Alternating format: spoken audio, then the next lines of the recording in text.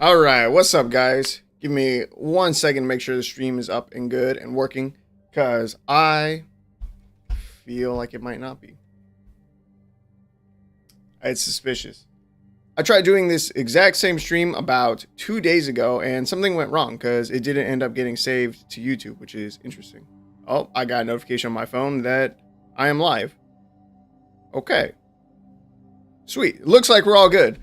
Yeah, it sucked. It sucked to do the stream like 2 nights ago, and it's just gone. I have no idea what happened to it, but I got a notification on my phone. Should be good. So what are we doing today? We are playing a 5-color Reanimator deck on a budget, of course. And so for my budget decks, I only use 4 rare and/or mythic cards, right?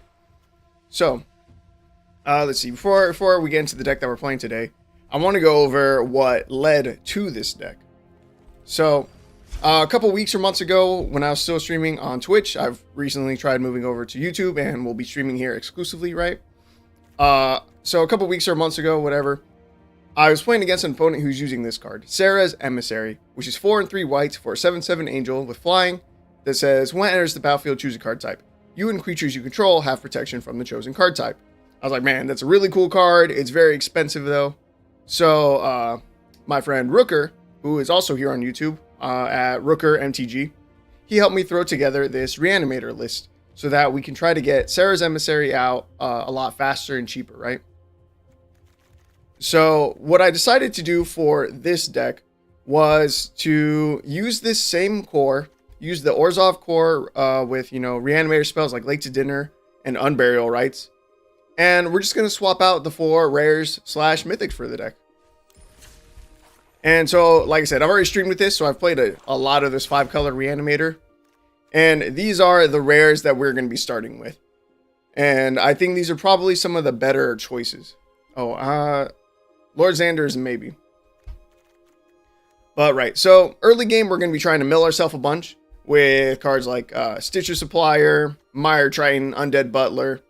We're going to try to mill away some big targets, our top end, our game enders, like Elesh Norn, Grand Cenobite, 5 and 2 white for 4/7 Phyrexian Praetor, Vigilance. Other creatures you control get +2/+2. Other creatures your opponents control get -2/-2. We're going to try to reanimate Titan of Industry, 4 and 3 green for a 7/7 Elemental with Reach and Trample. When it enters the battlefield, choose 2. Destroy target artifact or enchantment. Target player gains 5 life. Create a 4/4 green Rhino Warrior creature token, or put a shield counter on a creature you control. Super great card. Everyone knows that when this card came out, it was super popular, and it's for a reason. Titan of Industry is a very flexible card, which is just nice. This is a card that I was not originally running in this deck list. I was running Dracuseth, which is another big dragon, but during the stream 2 days ago that didn't work, excuse me, I decided to play using the Elder Dragons. And this was one of the Elder Dragons that I picked. And Velomachus works super well with this deck. Because what Velomachus does is, well, it's a 5, a red, and a white for a 5/5 Elder Dragon with Flying, Vigilance, and Haste, which means that I can swing the turn that we reanimate it. It says, though, whenever Velomachus Lorehold attacks, look at the top 7 cards of your library. You may cast an instant sorcery spell with mana value less than or equal to Velomachus's power from among them without paying its mana cost. Put the rest on the bottom of your library in random order. Because Velomachus has 5 power initially, what that means is that when Velomachus swings, we're able to potentially cast an Unburial Rites or a Late to Dinner off of the top 7 cards of our library to then reanimate another target in the same turn, or another target in the same turn. And that's just like super nice. It was very surprising and not something I had really thought about. It's just that the other Elder Dragons, they weren't that good. Not for reanimation. Because like I was looking at let's see. Oh yeah, like I was thinking about running Nicol Bolas, right? But I was like, with our mana base and our colors, right, I will never transform Nicol Bolas. So it's just a 4 mana 4/4 flying that when it enters the battlefield makes an opponent discard a card. I'm like, that's not that great. It's like Velomachus is bigger, he has haste, so he can swing the turn he comes out, he has vigilance.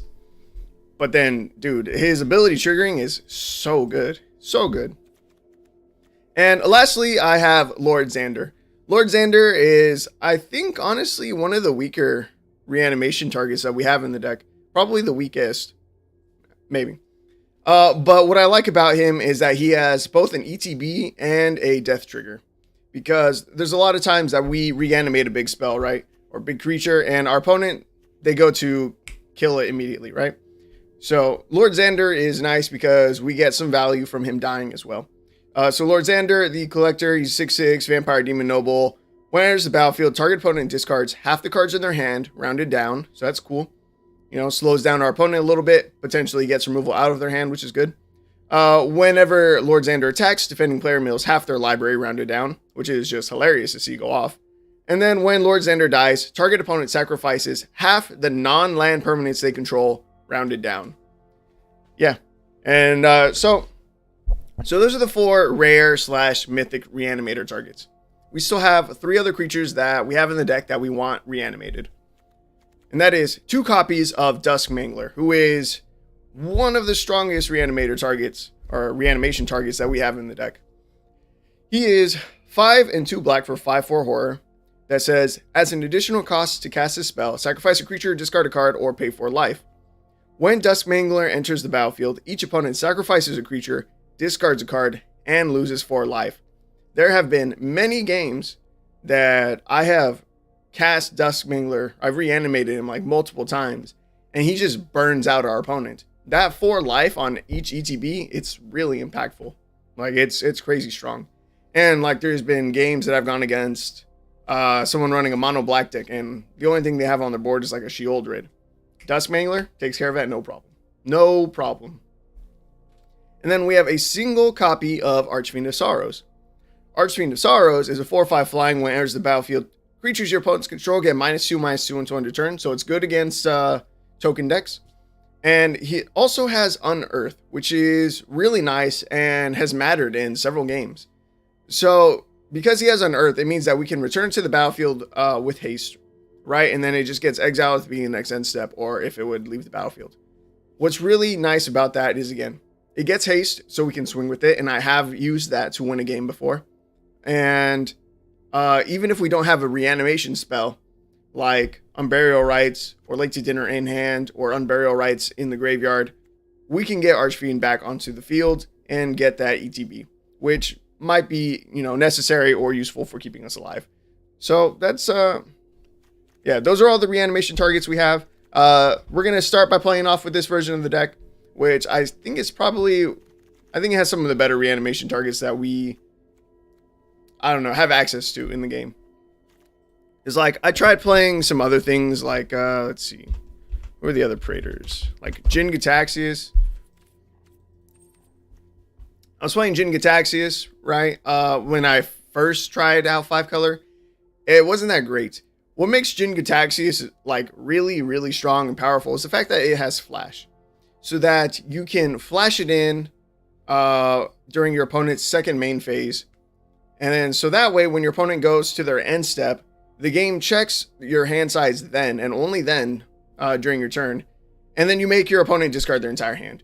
Because we're playing Jin Gitaxias during our turn at sorcery speed with Late to Dinner or Unburial Rites, it's not that good. It gives your opponent an entire turn and a half to find an answer to Jin Gitaxias, or maybe even just dump out their hand so, you know, their hand size doesn't get reduced by 7 and they have to discard everything.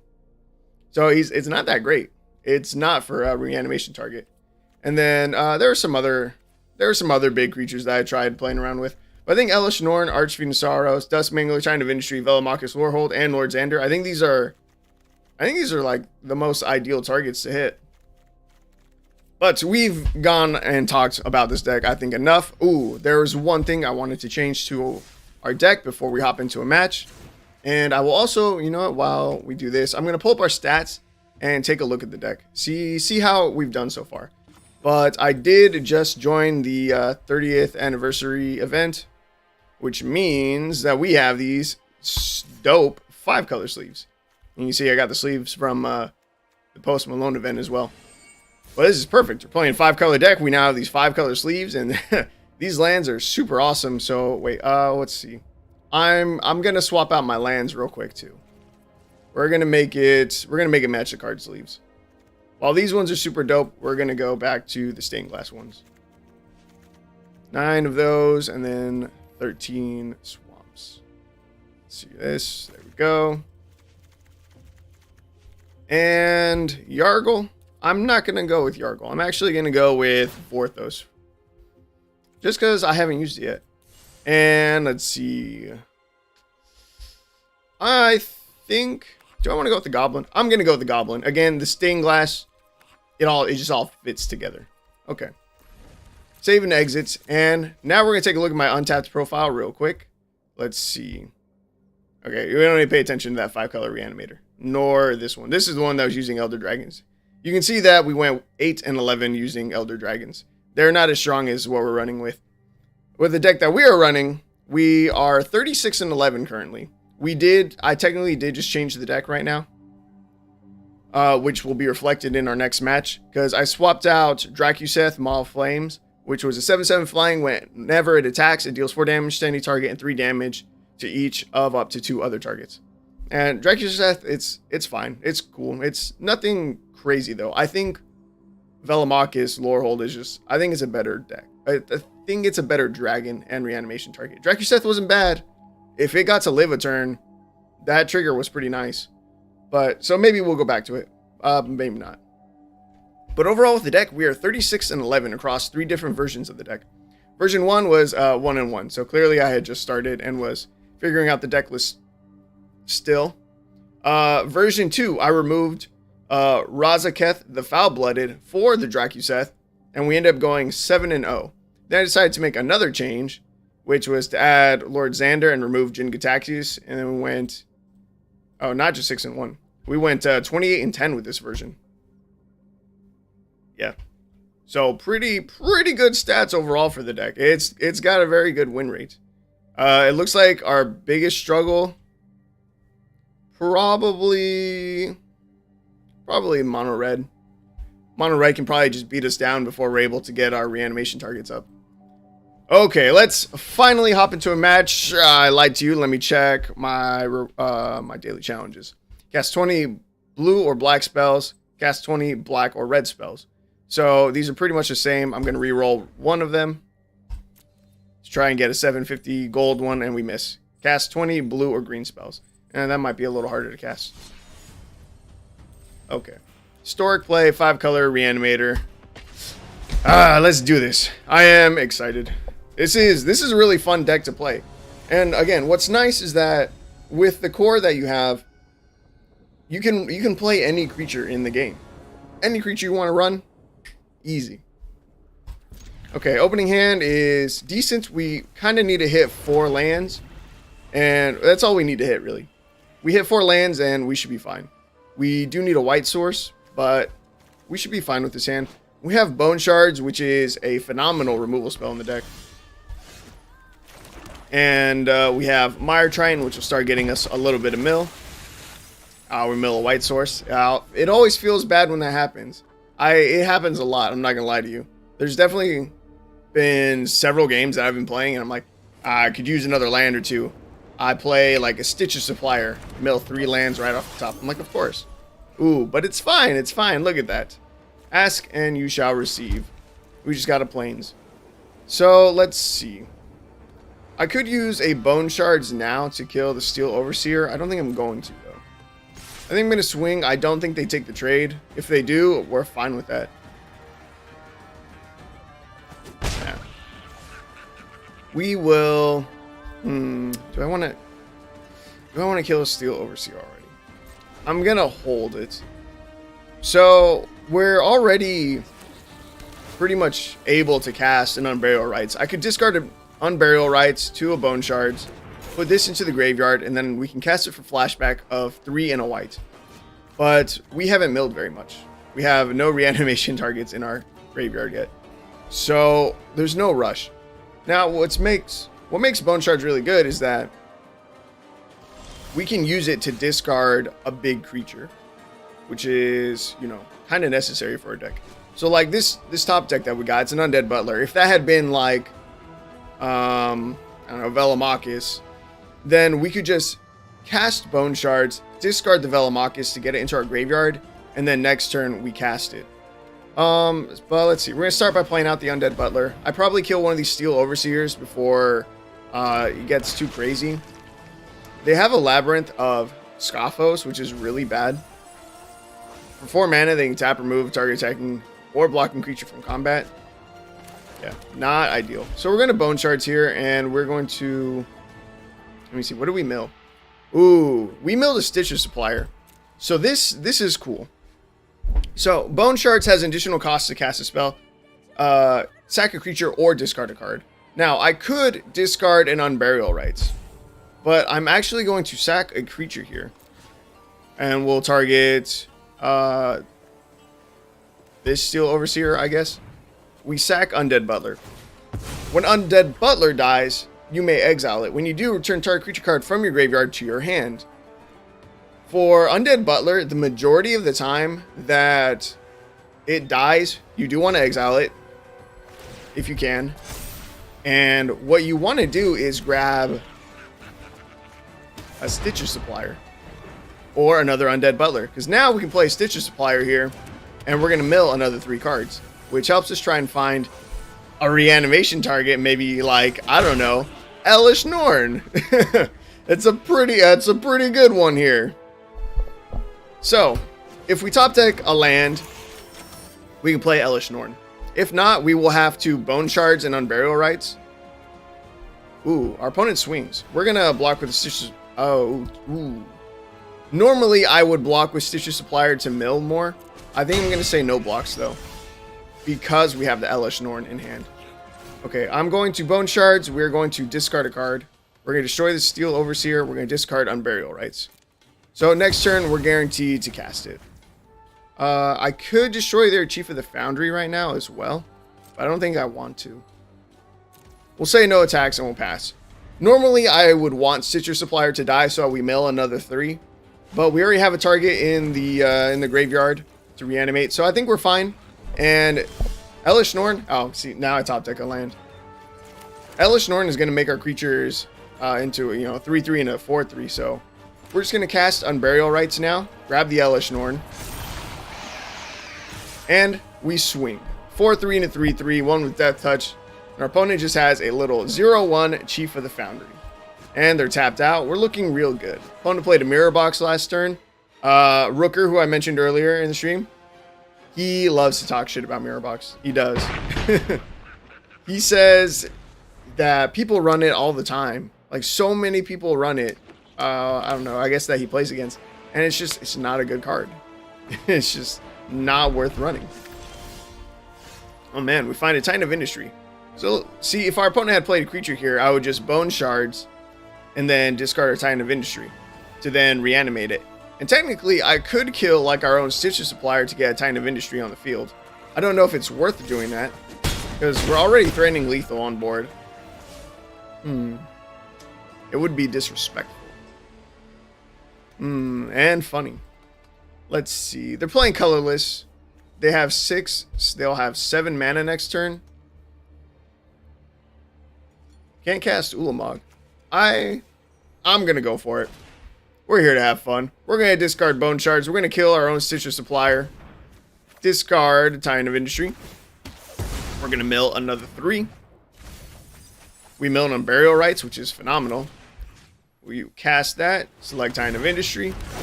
This will come in. We are going to destroy target artifact or enchantment, and then put a shield counter on a creature we control. Let's destroy their Hedron Archive, because I'm a bully. And again, Rooker says Mirror Box isn't good. I'll believe him. And we're going to protect our Elesh Norn over the Titan of Industry. And let's see if our opponent can get their way out of here. Mystic Forge, normally a pretty good card, but they don't have any more mana.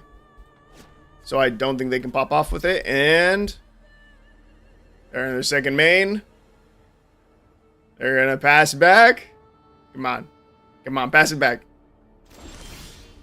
All right. And that's just game. All right, pretty good game 1. Okay. I was going to say, they're holding priority. I don't know. Maybe they want to use their Mystic Forge just because.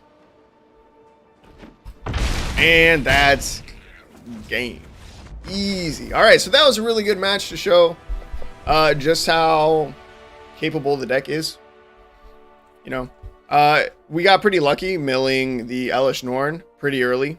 There's definitely been games where I've milled like half of my deck and we still don't have a good reanimation target in the graveyard.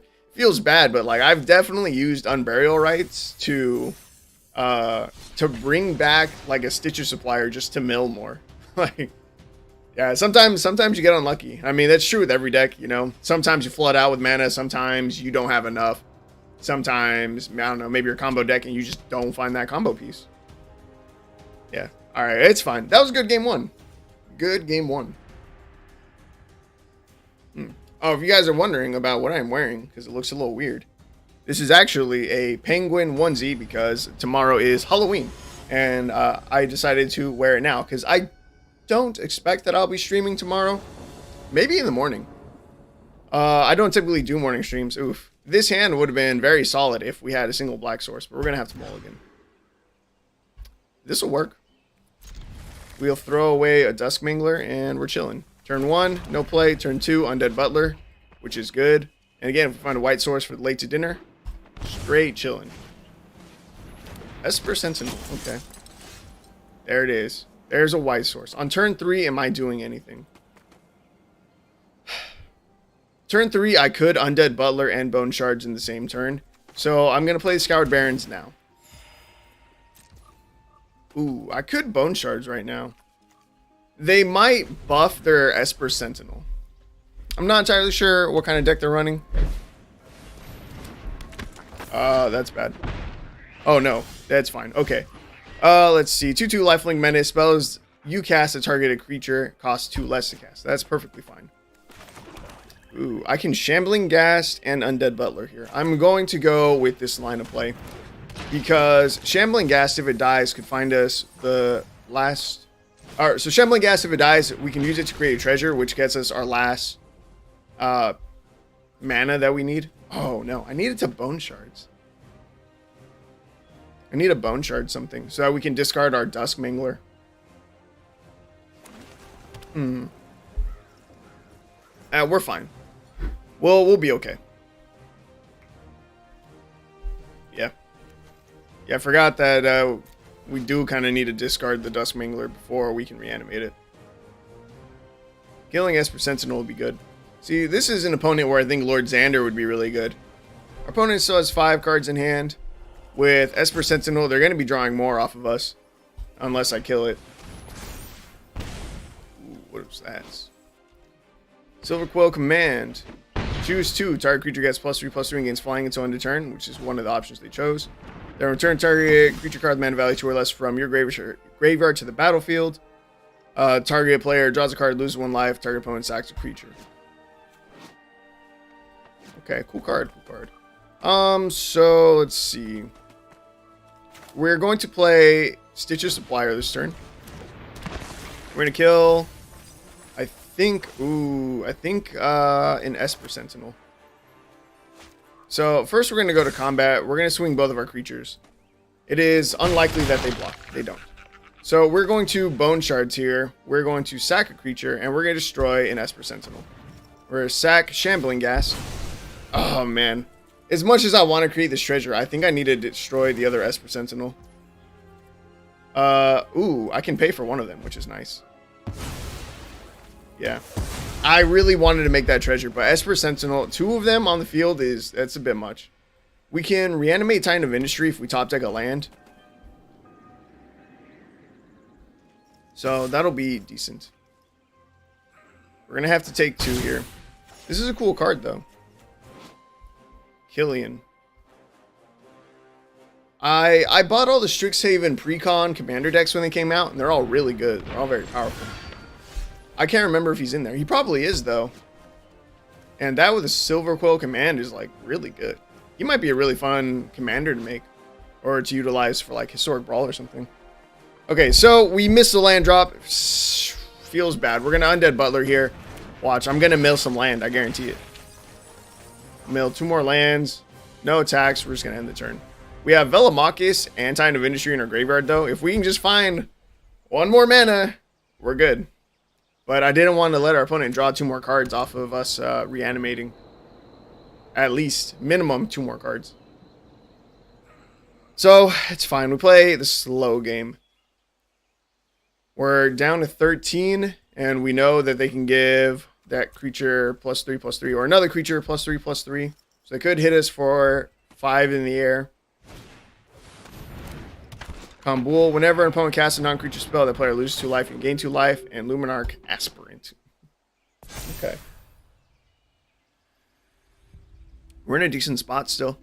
Again, if we just find this land, we have a 41% chance to hit a land. And we're fine, and we're good. And then I probably bring back... I think I bring back Velomachus, actually. Ooh. Okay, so this is the tough choice that I have. So, Velomachus, we could swing with right now.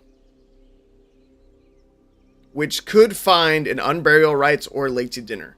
The reason I want to do this is because there's a really... We haven't milled very many of them. We haven't milled any of them, actually. We have a 15% chance to top deck one of those cards. But we got to look at the top 7. I think I'm going to go big here. I'm going to choose the Velomachus. Velomachus is going to swing. We hit. We hit. Oh, it's phenomenal. So what we choose here is Unburial Rites over the Late to Dinner. Because we get to cast Unburial Rites now. We select Titan of Industry. And now Unburial Rites is in our graveyard, and we can flash it back next turn. So, I definitely need to gain some life, I think. They don't have any artifacts or enchantments, and I think I'm going to go ahead and put a shield counter on Titan of Industry. Yes, and now we got 2 massive blockers. Going for broke, paid off. Let's go. Yes, I needed to grab the life. I did. Even though we now have a flying blocker and a reach blocker, I have lost a game before because I was greedy and I didn't gain the life, and I went with like a 4/4 or something instead. I was like, I've got plenty of life. I've got enough. I can win. Nah, I was wrong. But dude, we are looking so good now. And what's really nice about the Late to Dinner, it actually makes us a food token, so we can gain even more life. Excuse me. Okay. So, like I said, we can recast Unburial Rites, but we don't have a target in the graveyard. Let's see. How do I want to do this? Velomachus is going to swing for sure. Stitcher Supplier. I'm fine with swinging as well. Titan of Industry. I'm going to swing the Titan of Industry. I'm not expecting Velomachus to hit because it puts the rest of the cards that we hit on the bottom of our library in random order. And we hit 2 other reanimation spells, so those are at the bottom of our library. So, again, I don't expect Velomachus to hit, but we may find a Bone Shards in this. Ah, okay. So let's see. Target creature gets -3/-3 until end of turn. Return target permanent to its owner's hand. Resolve. Okay. Not great, but it'll be fine. Yeah, see, Velomachus missed. Next damage. So we're going to... Let's see. What did we mill? We're going to play Undead Butler here. We mill another 3. Elesh Norn is in the graveyard. It's phenomenal. We're going to sack this food while we can. And now our opponent is probably going to swing at us this turn. And when they do, we're going to block with an Undead Butler. Or 2 or 3. I don't know. And then we're going to return Citrus Supplier to our hand. Maybe another Citrus Supplier. Maybe a Mire Triton as well. But no, this is going to be great. Okay. Ooh. Yeah. I could be greedy and block with Velomachus, but I'm not going to.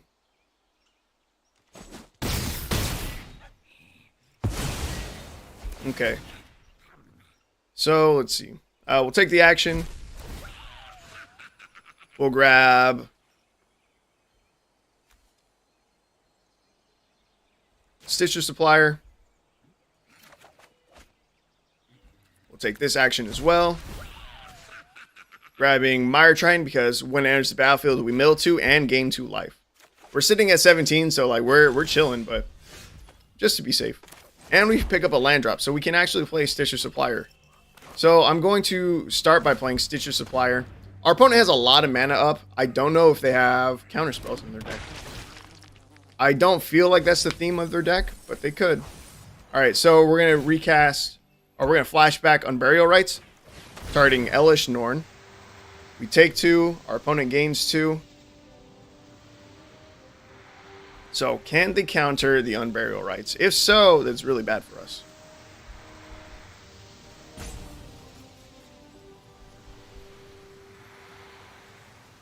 There's something going on here. They're looking at our Velomachus. They hovered it. I'm not sure what's going on. But our opponent's got something they can do. They could have another one of these. So they might bounce. Ooh, Sublime Epiphany. That's really bad. Okay, no attacks.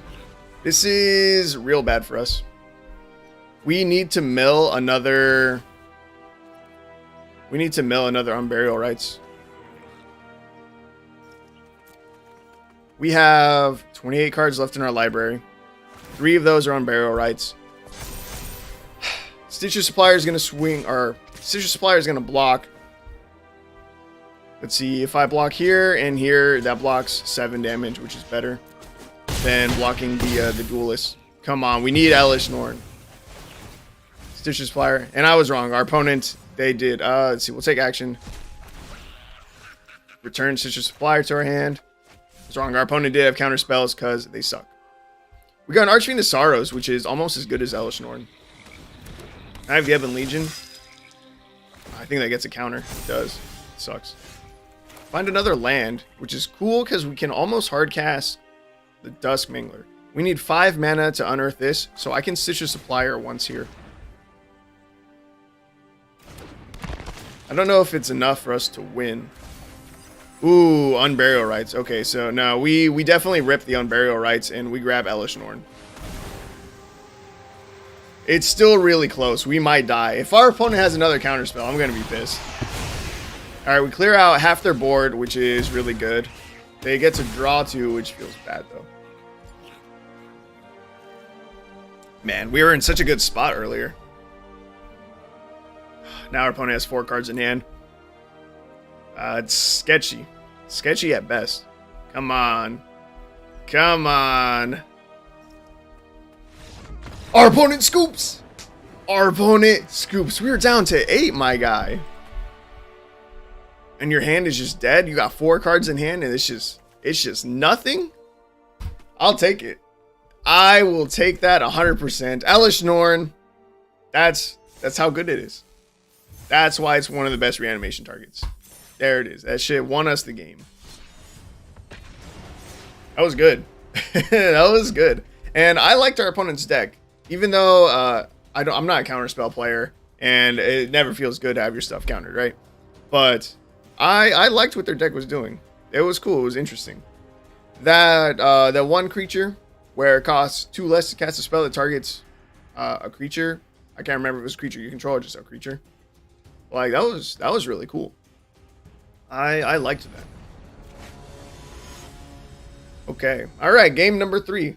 Did we win the first game as well? Let me see real quick. We're 2-0 right now.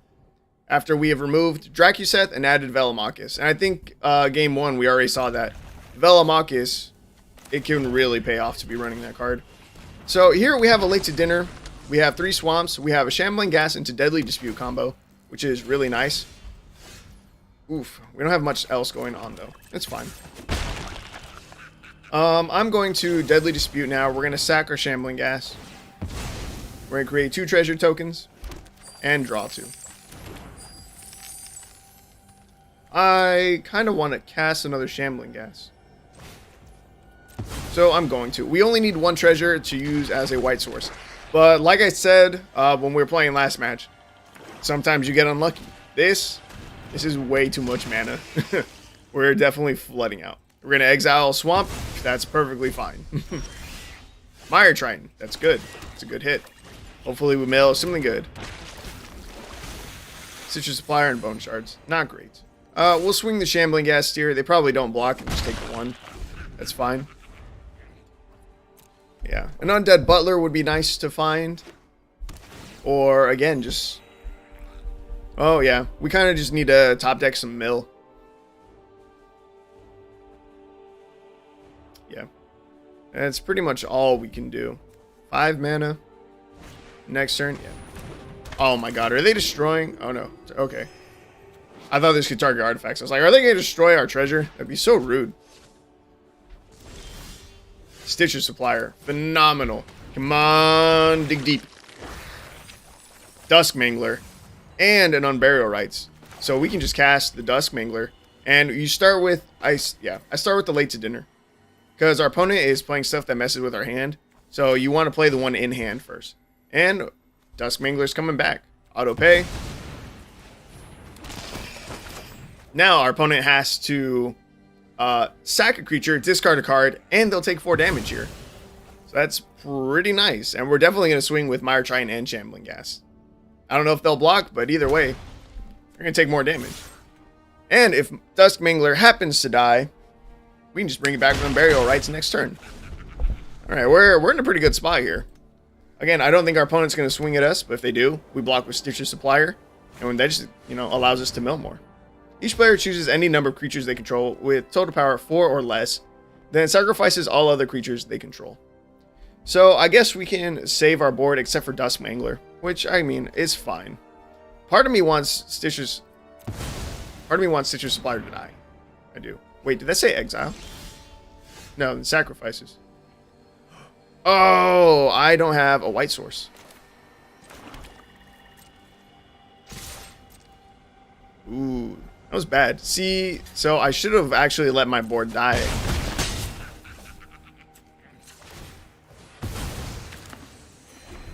Ooh, not good. I should have stopped to think about it a little bit longer. But I guess in my head it was like, well, why sack my entire board?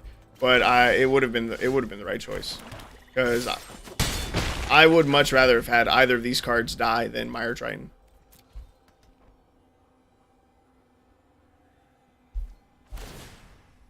Okay. Scoured Barrens. We gain a life. So next turn we can start reanimating stuff again. Hopefully our opponent doesn't make us lose our hand or discard Late to Dinner. Once enters the battlefield, any number of other target creatures you control phase out. Yo, Guardian of Faith? What? Flash? That's a super cool card. Yo.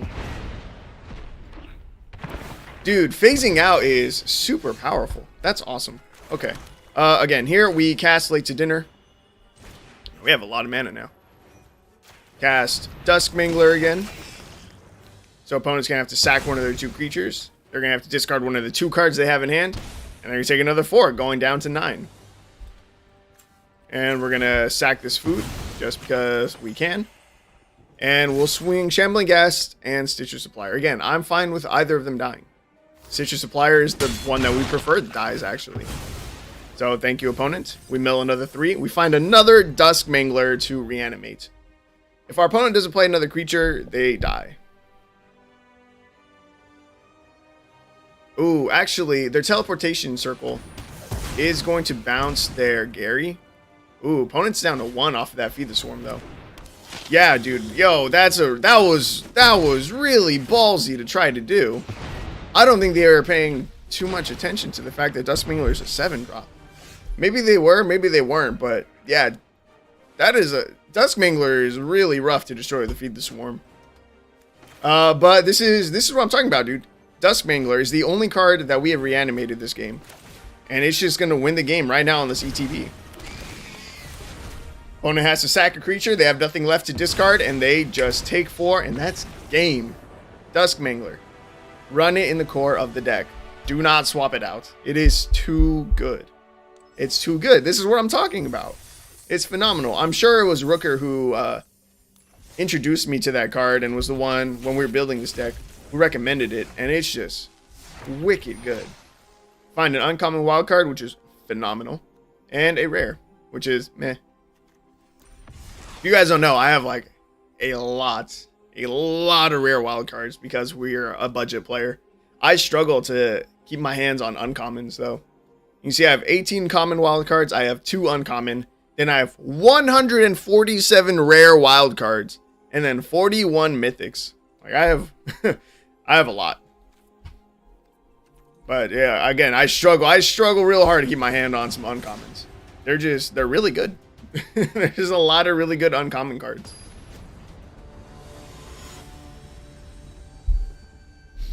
Okay. All right, so that was what, game number 3? Dude, we're on a roll right now. 3 games in a row. This hand is looking beautiful. This is a phenomenal looking hand. Best hand I've seen? No. But this is a really good one. The Stitcher Supplier, the double Stitcher Supplier is nice. We have a white source. We just find a 4th land or maybe a discard effect. That'd be really good. Deadly Dispute is pretty nice here. We'll be able to kill off our own Stitcher Supplier, milling another 3. Then we get a treasure. Never mind, our opponent Spike Field Hazards us. Wow. Hey, did I miss something? Wait, did this exile? Oh, that's garbage. I was like, why didn't we mill 6? Okay. A little bit unfortunate, but we're going to do that again. Do you have a second Spike Field Hazard? Oh man, we milled 2 Unburial Rites. No big targets yet. Hopefully we find one off this Deadly Dispute. Valakut Awakening. Put any number of cards from your hand on the bottom of your library, then draw that many cards +1. Okay. Yeah, so we're going to attack for 1. We're going to Deadly Dispute and hope we find a Swamp. So we mill 3. 2 lands and a Butler. Ah, man, we draw a Titan of Industry, which is not what we wanted. We're going to end the turn here. We have no way to discard our Titan of Industry right now. Fearsome Whelp. Our opponent is Dragons. What? Alright, come on. That's not what we're looking for. So Dusk Mangler in a turn or 2 could be really helpful. So what's really, again, this is why Dusk Mangler is such a phenomenal card. If we hard cast Dusk Mangler, as an additional cost to cast a spell, we have to sack a creature, discard a card, or pay 4 life. So we can discard a big guy like Titan of Industry to get it into our graveyard. I think I'm actually going to Unburial Rites an Undead Butler here. It's not great, but these dragons, they're going to get ahead of us really fast. Fearsome Whelp is a really, really good card, and we don't have a way to kill it. They destroy our Undead Butler. That's fine. We're going to take this action. We're going to go find another Stitcher Supplier so that we can recast that next turn. We mill land and an Elesh Norn. That's really good. So I don't need to worry about hard casting Dusk Mangler anymore. Part of me wants to just cast a Stitcher Supplier. Yeah. Yeah, we cast the Stitcher Supplier here because next turn we reanimate Elesh Norn, and this will become a 3/3. Alright, this is going to be rough. Dragons is going to be tough. You can find a way to discard Titan of Industry, that'd be really good. Rapacious Dragon's not that bad. Creates 2 treasures, that's fine. Yeah, and Red's not going to have a good way to deal with Elesh Norn. She is too big. Okay, so I'm going to cast, I think, an Unburial Rites from our hand.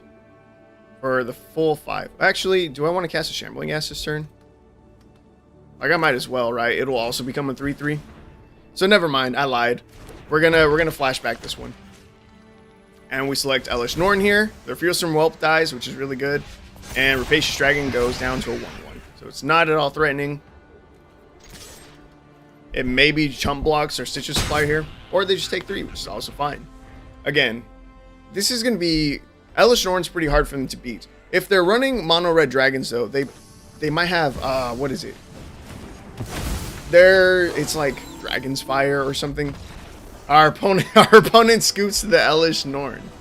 Easy day. Let me pull up a card real quick, though. I want to say the card I'm thinking of is Dragon's Fire.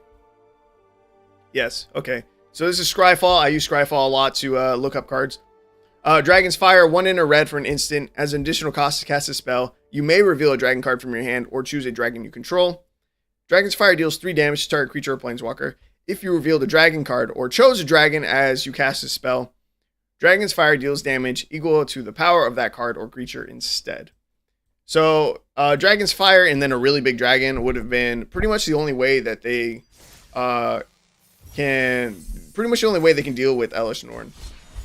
But clearly they didn't have anything like that. And, yeah, I mean, we would just recast Elesh Norn the next turn anyway.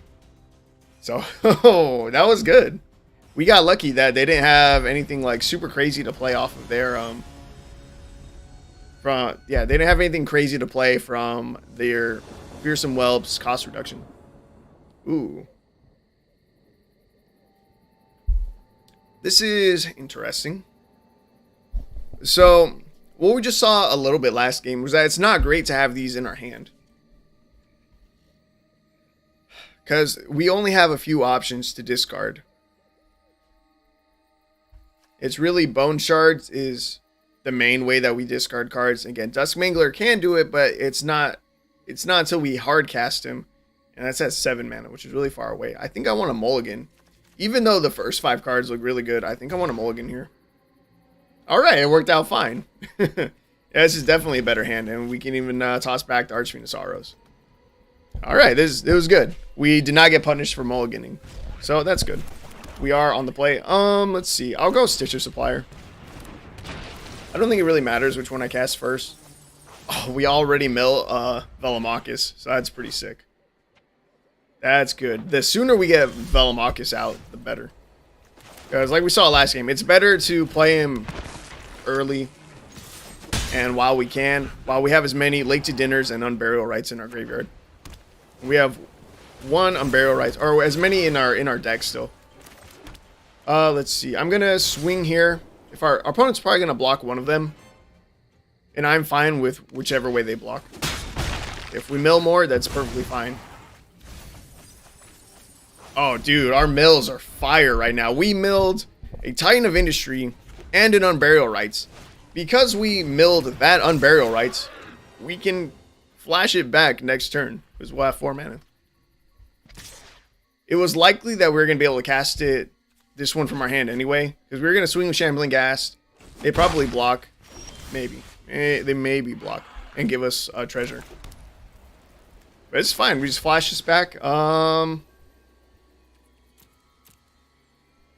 Yeah, I'll just go for the Velomachus. We all attack. We hit Bone Shards and 2 Deadly Disputes. Do I want the draw or the removal? I'm going to go with the Deadly Dispute. So we have to sack our Shambling Ghast here. That's okay. Let's see. The -1 doesn't really matter, so we'll grab a treasure. Nice. See, next turn we have 5 mana. I'm just going to end the turn here. Yeah, we're just gonna end the turn here. Now, slivers are terrifying because they can pop off super fast, especially with the mana weft sliver out. The sliver creatures you control have tap, add 1 mana of any color. This one says sliver creatures you control get +1/+1. They cast the first sliver, horrifying, which cascades into a diffusion sliver. Whenever a sliver creature you control becomes target of a spell or ability an opponent controls, counter that spell or ability unless its controller pays 2. So everything pretty much just got ward 2. It's pretty bad. Now, I could hardcast a Dusk Mangler here, but that doesn't really help us, right? So we're going to Unburial Rites. No. We have 7 mana. Next turn we have 6. Do I care? Alright, I'm just going to cast Unburial Rites. We grab Titan of Industry. Man, their sliver's bigger than us. Which is not great. Not great. Let's see. We'll create a 4/4. And I think I'm going to put a shield counter on our Titan of Industry. So I was debating whether or not I wanted to Undead Butler. We're going to swing with Velomachus first. We hit a Bone Shards, which is pretty good. So, do I cast this for free? I do, right? You may cast an instant sorcery spell with mana value less than or equal to it from among them without paying its mana cost. So this is going to be free to cast. We still have to discard a card or sack a creature. We're going to discard a card. We can target the first sliver. We discard Dusk Mangler. And we use our 2 treasures to pay for the ward 2. And we get to destroy the first sliver. Dude, this is... Velomachus is so good. Velomachus is so good. Our opponent's down to 8. And we have a big 7/7 Trampler. And another 4/4 and another 5 coming at them in the air. Like, we're looking phenomenal here. And Dusk Mangler pretty much kills on the ETB. I would almost guarantee it. They just gave all their slivers flying. Okay. Each sliver has Unearth 2. Ooh, that's horrifying. They can bring back the first sliver. Oh, it's fine. We have 2 blockers. Oh, Velomachus just died. We have... Okay, so they don't recast the first sliver, though. Oh, they still can. They could still cast the first sliver if they tap down 2 of their creatures. Or 1 creature and a forest. So do they unearth it here? They kind of need to. If they don't, they're being real ballsy. You have to. Yeah, you just have to. Now they only get the first sliver for this turn, and it doesn't get the cascade. I could block this, but our opponent's hand is empty, and like I said, we just win. We just win off the Dusk Mangler. So we go to combat. We swing both of these. Our opponent probably just blocks the 4/4. Oh no, they have to double block the Titan of Industry or they die. Oh wait, isn't that just lethal anyway? Yeah, 2 trample damage plus a 4/4. Yup. No, that's just game.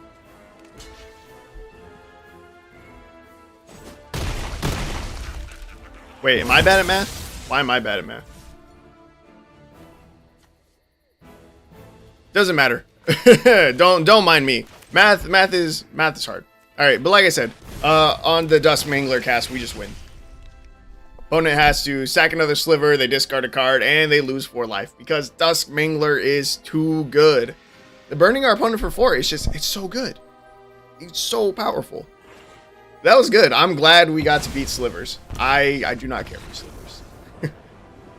I have 2 issues with slivers. One, I have an issue with this guy's deck because they're running like 67. They're running like 70 cards in the deck, which is unnecessary. No, my issue with slivers on Arena. The big issue that I have is that a lot of them you have to craft all of them. If you look at the set symbols here, it's the Modern Horizons, and I don't remember what that one's called. But you cannot open any packs and get a sliver. You have to craft every single sliver that you want, and that annoys me. And slivers are really powerful, which is the other reason that I kind of don't like them. But yeah, that super annoys me about slivers on Arena. Again, this has nothing to do with our opponent or the game we just matched or the game we just played.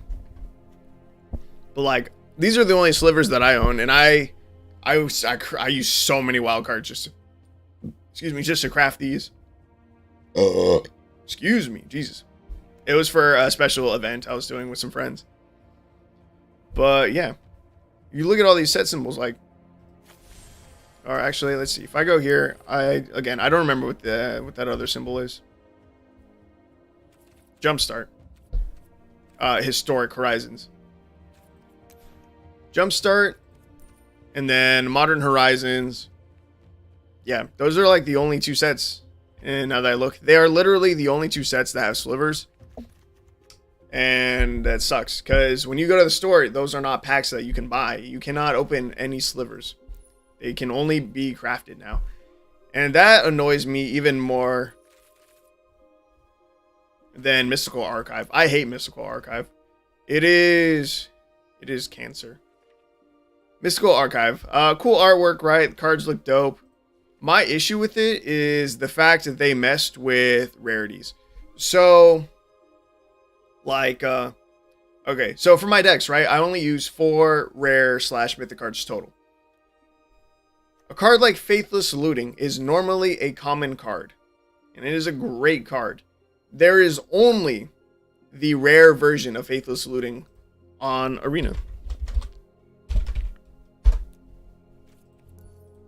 That is it. This is the only version, which means that, 1, I don't use it because it counts as a rare. I count it as a rare because there's only the rare version. A lot of people would probably be fine with me using this in decks, but I don't. Because the fact of the matter is, to use this in a deck, you would need 4 more rare wild cards. So if I make a deck and I say, you know, you can build this deck, if you were to build it from scratch, it would cost, you know, this many commons, uncommons, and then I'd say like 4 rares, that'd be a lie. You know, I'm like, here are the 4 rare cards in the deck, but I have Faithless Looting in the deck as well. That's going to cost you 4 additional, you know, wild cards. So I'll probably run a full set. And that, I hate that. That's such garbage to me. Because there are other cards, like God's Willing. If I turn on crafting, it probably wouldn't be in here. All right, if I go with like, is there an apostrophe in there? No, it's God's Willing. I turn on crafting. Wait. Oh, I still have Mystical Archive on. Oh. Okay, so I'll have to redo my point with Faithless Looting. But if you look here, there's the uncommon version here in the game that you can craft and or open from a pack. Mystical Archive, also not something that you can open. But let me just prove that I'm not dumb about the Faithless Looting. Spelling Shard. Yeah, Faithless Salvaging, no. Faithless Looting can only be found in the rare format, which is garbage. Because like we just saw, they have the original versions, the original rarities of other Mystical Archive cards. And it's not all of them. Not all of them go up in rarity. Not all of them are missing their other version. It just sucks that it happens at all. You know, that's something that it really bugs me, and you know, I'm sure it bugs other budget players as well. It's so greedy and unnecessary. And wow, we have found 2 of our reanimation targets in hand again. I'm actually gonna keep this hand. Now I know we mulliganed last game, but we're gonna keep this one. The reason we're keeping this hand and we didn't keep last game's hand is because we have a Bone Shards in hand. We have a Bone Shard, so we can immediately discard a Velomachus or Lord Xander whenever we want. And we also have the Deadly Dispute, which is good. Deadly Dispute will let us ramp into these cards. Because we can sack our Shambling Ghast, we can create 2 more treasures, and then draw some cards here. The only thing we're missing is a reanimation spell. So while we don't have any mill to like mill away an Unburial Rites to then flash back, we have actual draw, which is just better. Okay, we're going against Shrines. I'm going to Deadly Dispute now. We're going to sack this away. We're going to create our treasure. Okay. Not exactly what we were hoping to see. And honestly, Bone Shards is not good, like, at all against Shrines. They don't really play creatures. So, if we could try to maybe find Titan of Industry, it'd be our best bet at winning, I think.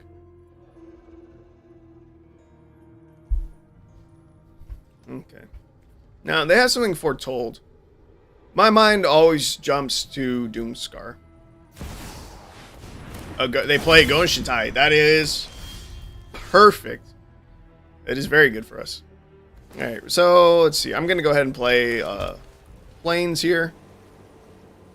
Oh. Actually, looking at our hand, we can just hardcast something next turn.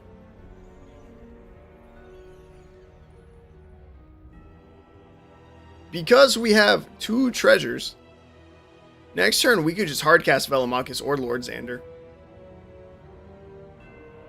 So I want to destroy Goshentai still. So I think I'm going to discard the Dusk Mangler.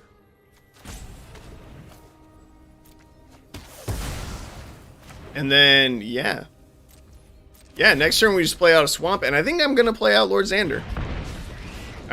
Maybe. No, I probably shouldn't. Again, Velomachus is just better. Velomachus could hit, again, late to dinner or Unburial Rites. If it hits Unburial Rites, then that's phenomenal, because we bring back Dusk Mangler, and then we have an Unburial Rites in the graveyard to then cast Lord Xander. So we're going to go with Velomachus. Hard cast it. And Velomachus, we can actually hard cast with only a single treasure most of the time, which is pretty cool. Our opponent has a single white mana up. Probably not. Oh, crap. They have a black, too. Fuck. Oh, my God. I don't know why, but when I was looking at this, it looked tapped to me. So that really hurts us, like, a ton. Jesus, we're down to 11 already? This is ridiculous. I hate shrines. Well, we're super boned now. Alright, Undead Butler. Mill a reanimation spell. Easy. Easy day. Alright, Unburial Rites. Come back. Velomachus. We're going to try that again. Now our opponent is actually tapped out. Man, see, we would have hit... we hit Unburial Rites anyway. Dusk Mangler. Go. Ooh, alright. This is giving me hope. We can maybe survive. We can maybe maybe make it through this game. It's still going to be a bit of an uphill battle, but this is feeling good. Dude, Velomachus is just too good. Now, again, they have a card for Told. It could be Doomscar, right? Again, that's always my fear. I almost always assume it's Doomscar. Plaza of Heroes is tap for white. Spend this mana, only cast a legendary spell. Tap, add 1 mana of any color among legendary permanents you control. None of these are white. They did just get to draw 3. They don't have... They get rid of a Triumph. There's a second white. It's Doomscar. Okay, it's fine. We take the Undead Butler action. We're going to return Stitcher Supplier to our hand so we can mill some more. We need life gain. Late to dinner is life gain. We have 7 mana. So I can Stitcher Supplier to mill more. If we mill Titan of Industry, that'd be really good so that we can try to gain more life. We don't, but that's okay. So we late to dinner here. We again return Velomachus. If Velomachus... Oh, no. I was going to say, if Velomachus hits, we can win. No. I forgot our opponent gained life. So we go to combat. Dude, oh my god. Heartless Act again? This is ridiculous. I don't think I've played against a Shrines deck that had this much removal. We take another 3. We take another 3 from Sanctum. Yeah. God damn it, dude. We were doing so well. We had so much hope.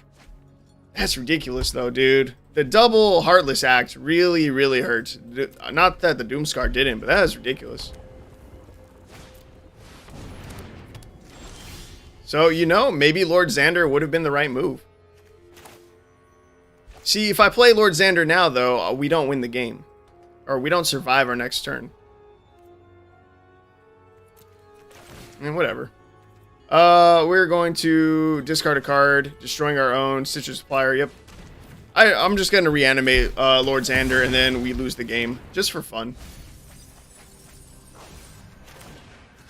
Just to make our opponent discard some cards, I guess.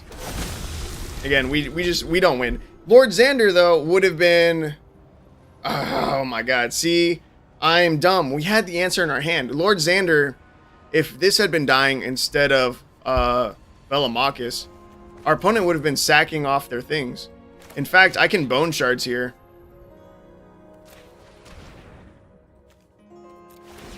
To then force them to sack their things.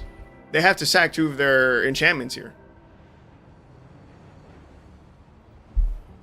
Lord Xander would have been so much better. But, like, they have to sack the blue... Oh, wow. They sacked the black one. I don't know why.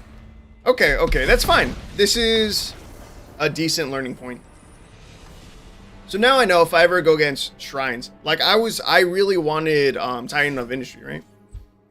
But Lord Xander actually would have been the way better target for this match. I forgot...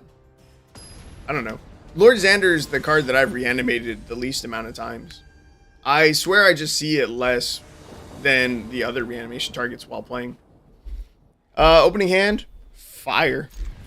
Could definitely use some mill, but if we top deck, excuse me, if we draw into one of our big guys, we can just Bone Shards it away. Excuse me. Sorry, I'm drinking Monster. Let's see. Scoured Barrens, that'll go down. We have no turn 1 play. It's fine. Yeah. Oh, man, dude. I wish I had seen the line of Lord Xander. It would have been so good. We find an Undead Butler, which is really good. We get to mill some. This curtain is annoying. I haven't played against it a lot. Because I'm pretty sure I saw a decent amount of play in Standard, which I don't play. We discard an Unburial Rites, which we're perfectly fine with. It just makes it cheaper to cast. Let's see. What does this do? 3 mana, transform it, becomes a 3/4 menace. When this creature transforms into Revealing Eye, target opponent reveals their hand. You may choose a non-land card from it. If you do, that player discards that card, then draws a card. That's not even that bad for our deck. There's no point in attacking the Undead Butler, although we did mill a Stitcher's Supplier. I'm going to Bone Shards. As an additional cost, we will sack a creature. We're going to destroy the curtains. We're going to sack our Undead Butler. We are going to take action with Undead Butler. We're going to exile it and then return Stitcher's Supplier to our hand. We destroy their wall, and then we just cast Stitcher's Supplier. And we hope we mill something good off the top. Elesh Norn is something good off the top. And next turn, we can just bring it back with a Late to Dinner or Unburial Rites. But, oh my god. They just hit us with a Bojuka Bog. Are you serious? I hate this guy. Oh my god, you're playing Evolved Sleeper too. Fuck you, guy. I try not to curse too much, but man. Oh, we hit a Titan of Industry, dude. This is great. Late to Dinner. Go. Titan of Industry. Come back. We're going to create a 4/4. And we're definitely going to put a shield counter on Titan of Industry. Let's go. Man, they even had the Bojuka Bog against us, which really, really hurts. But this is good. Vengeful Strangler. Can't block. When it dies, return to the battlefield, transform under your control, attach to target creature, planeswalker, and opponent controls. Did they just exile our Titan of Industry? Dude. Oh my god. Come on. This is AIDS. This is so unlucky. Stitcher's Supplier. Come on. Mill me something good. Nope. Deadly Dispute. Sacking Stitcher's Supplier. Mill me something good. Dusk Mangler. That's something.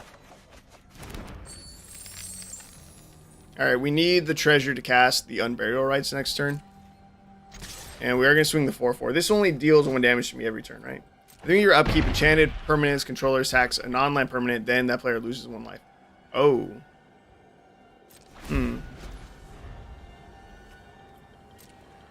So I'm going to sack a food token here, actually. Our life total is fine. We're at 20. I'm going to keep the 4/4 round for another turn. Each player discards a card. Target player sacks a creature. So if they force us to sack a creature, like, that's cool. I mean... A fight? And you think you can win? Yeah, fine. Fine with me. They got rid of the Strangling Ghast for us. I don't think that was the right play by them. This says each player discards a card. So I guess they don't want to discard whatever they have in their hand. We're just going to cast Unburial Rites. Cast the Dusk Mangler. Yeah, Liliana is down to one loyalty counter, so they can't even force us to sack our Dusk Mangler next turn. Village Rites? Okay. Wait, did they do that in response to the Dusk Mangler one? They did. Interesting move. Interesting. Okay. We have to discard a card at random. Hopefully not. Oh, when this dies. So we can make sure that it's not Deadly Dispute. Do we have another reanimation targets? No. So I'm going to play Shambling Ghast.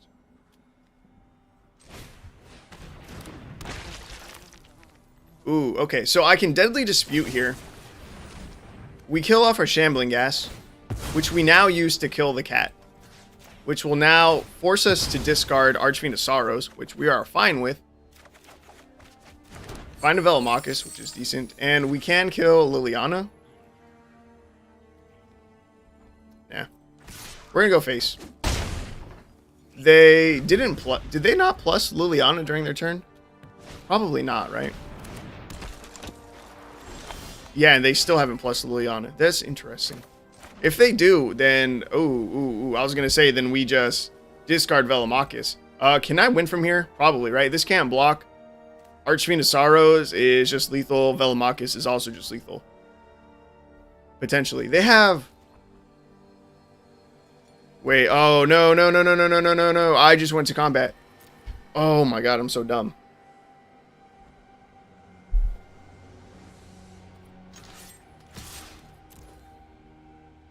I really just threw lethal like that.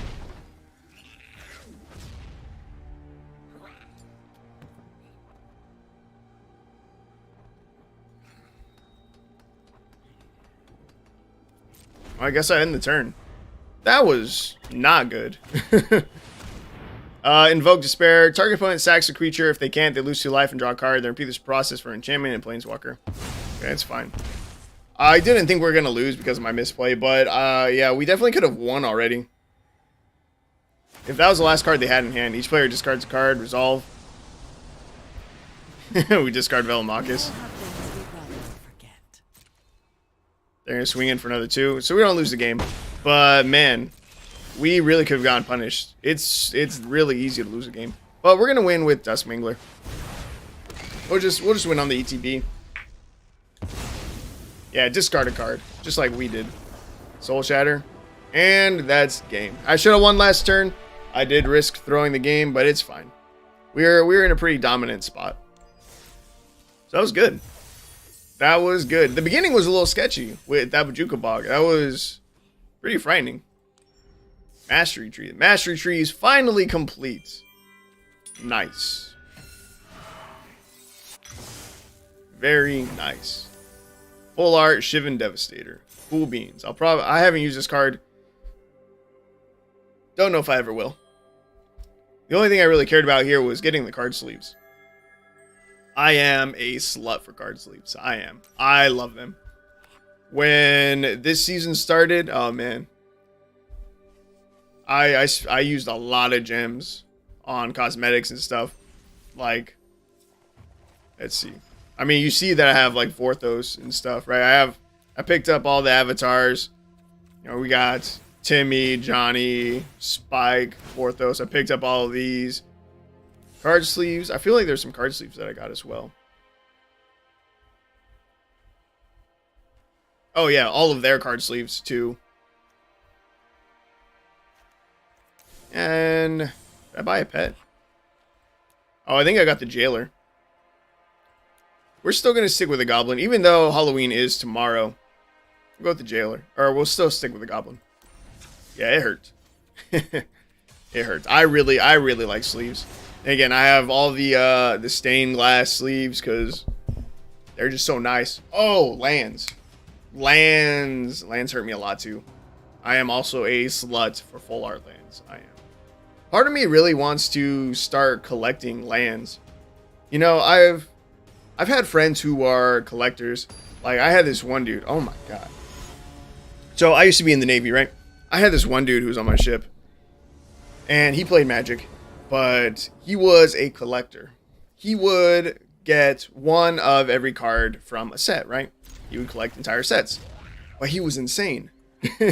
He was crazy because he wanted to open every card. He would not buy singles. He would not buy singles to help fill out his collection. He could be missing 2 cards from a set, and he will go out and he'd buy a box just to find those last 2 cards. He would not go on to like TCG Player, order those 2 cards, and be done with the set. No. Absolutely insane. I'm going to play a Mire Triton here. We have a Bone Shards to discard the Elesh, Norn, or the Velomachus, so that's pretty cool. We're going against Slivers, so it's going to be Elesh, Norn. Elesh Norn hitting the battlefield will hopefully be enough to just wipe their board. Is there any way for me to get out sooner? I'm going to play Plains. We're going to Bone Shards. We need a Bone Shards this turn. We discard a card. This one has Menace. Ah, shit. Okay. We're going to kill the Diffusion Sliver. Discard Elesh Norn. We're going to have to resolve this. We have to pay 2.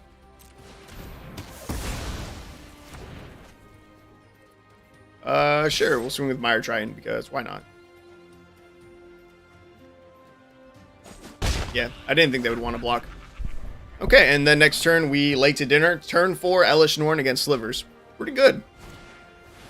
Pretty good, and there's still 2/2s. Don't play one to buff them. Diffusion Sliver. Dude, we get to wipe their board right now. It's gonna feel so good. Out of here, Slivers. Late to dinner. Elesh Norn. Sick. Board wiped. And we swing for 4. Very good. Very good. I think our opponent's playing with more than 60 cards. Are they? Maybe. Quick maths. Let's see. 53, 58. They're running 64 cards in their deck. Unnecessary. But our opponent scoops to the turn 4 Elesh Norn. Slivers couldn't hang. Couldn't hang. I'm surprised that we've come across 2 Sliver decks already. I haven't been running into very many Sliver players. But that's 2 in this stream alone, which has only been like an hour. So that's surprising. What was I talking about? Oh, the guy on my ship who was collecting. Oh, yeah. So that's not even the craziest thing. One, I have something else really cool about him. It's the fact that he owned at least 1 Black Lotus. Potentially 2, but at least 1. Let's see. Opening hand. I didn't get to see it, though. Sadness. I can't remember if it was an alpha or beta, but it was one of the 2. And again, he may have owned both an alpha and a beta. Maybe. So that was really cool. Let's see. This hand isn't great. It's not bad if we can find something. I'm going to keep it. I didn't pay attention if we were on draw or on the play. If we were on the draw, this is a better hand. We're on the play. Crap. Alright, so we're fine if we top deck something good to discard the Bone Shards. We're playing against mono white. Our opponent said good game. I don't know if he meant like have a good game. That's it's not the way you do that. Playing against mono white life gain. Mono white life gain is one of the most annoying cards, or not cards, but decks to play around. I hate playing against mono white life gain. I really don't enjoy it. So we're gonna Bone Shards the Voice of the Blessed because it is that much of a threat. We'll get rid of a swamp here. No, we'll get rid of the plains. We only need a single white source. So we need to draw something. Opponent says oops. Alright, you are getting muted. Velomachus, that's perfect. A turn late. But that'll do. And we discard Velomachus, easy day. Next turn, we return it. Alright, we're gonna be sitting pretty here. Oh, they're not mono white life gain. They are Orzhov life gain. So, pardon me. Priest of the Haunted Edge. Tap sack it. Target creature gets -X/-X until end of turn, where X is the number of snow lands you control. Activate only a sorcery. They have 3, so Velomachus will not die yet. Alright, Velomachus. Hit something good. Velomachus whips. Alright. And we just sent an Elesh Norn to the bottom of our library. Not great. Hopefully our opponent doesn't have too much removal then, if they're using Priest of the Haunted Edge as removal. They can tap sack 1, which will put -4/-4 on Velomachus until end of turn. Kind of Industry. Okay, we swing Velomachus. We hope we hit. Bone Shards, that's perfect. We will discard a card. We will target one of their priests. We discard Titan of Industry. Sick. Velomachus is going to connect. Ooh, this is really nice. This is a phenomenal synergy that I haven't had to use very much. So Late to Dinner creates this a food token. Deadly Dispute is additional cost to cast a spell. You sack an artifact or a creature. So we can actually Deadly Dispute here, sacking our food. And the reason why this is really good is because we get a treasure token, which we need to cast Unburial Rites next turn. Nice. And I can even Stitcher Supplier here to mill 3. And I can actually Deadly Dispute here as well, sacking the Stitcher Supplier, because the token is going to, or the treasure is going to replace itself. But in the process, we get to draw 2 and mill. Oh, see? We even found some land to play, so that's perfect. Yeah, so next turn, so Velomachus, I think, is going to die this turn. If they have their land drop, they probably tap sack their Priest of the Haunted Edge. They play Aura, Skyclave, Hierophant. Velomachus lives, which is very bad for our opponent. 3/3 lifelink. Whenever this or another cleric you control dies, return target cleric card with lesser mana value from graveyard to the battlefield. All right, we're gonna play our land for turn. I could hardcast Dusk Mangler. Isn't bad. Dusk Mangler doesn't have haste. We have nothing in our graveyard that does. So I swing with Velomachus first. It hits a Deadly Dispute. We will cast it. We will sack a treasure. Okay. Velomachus connects. So let's see. This is a 4-drop, so they could bring back a 3-drop. So they could bring back Righteous Valkyrie. I think I'm just going to cast Unburial Rites here, grabbing Titan of Industry.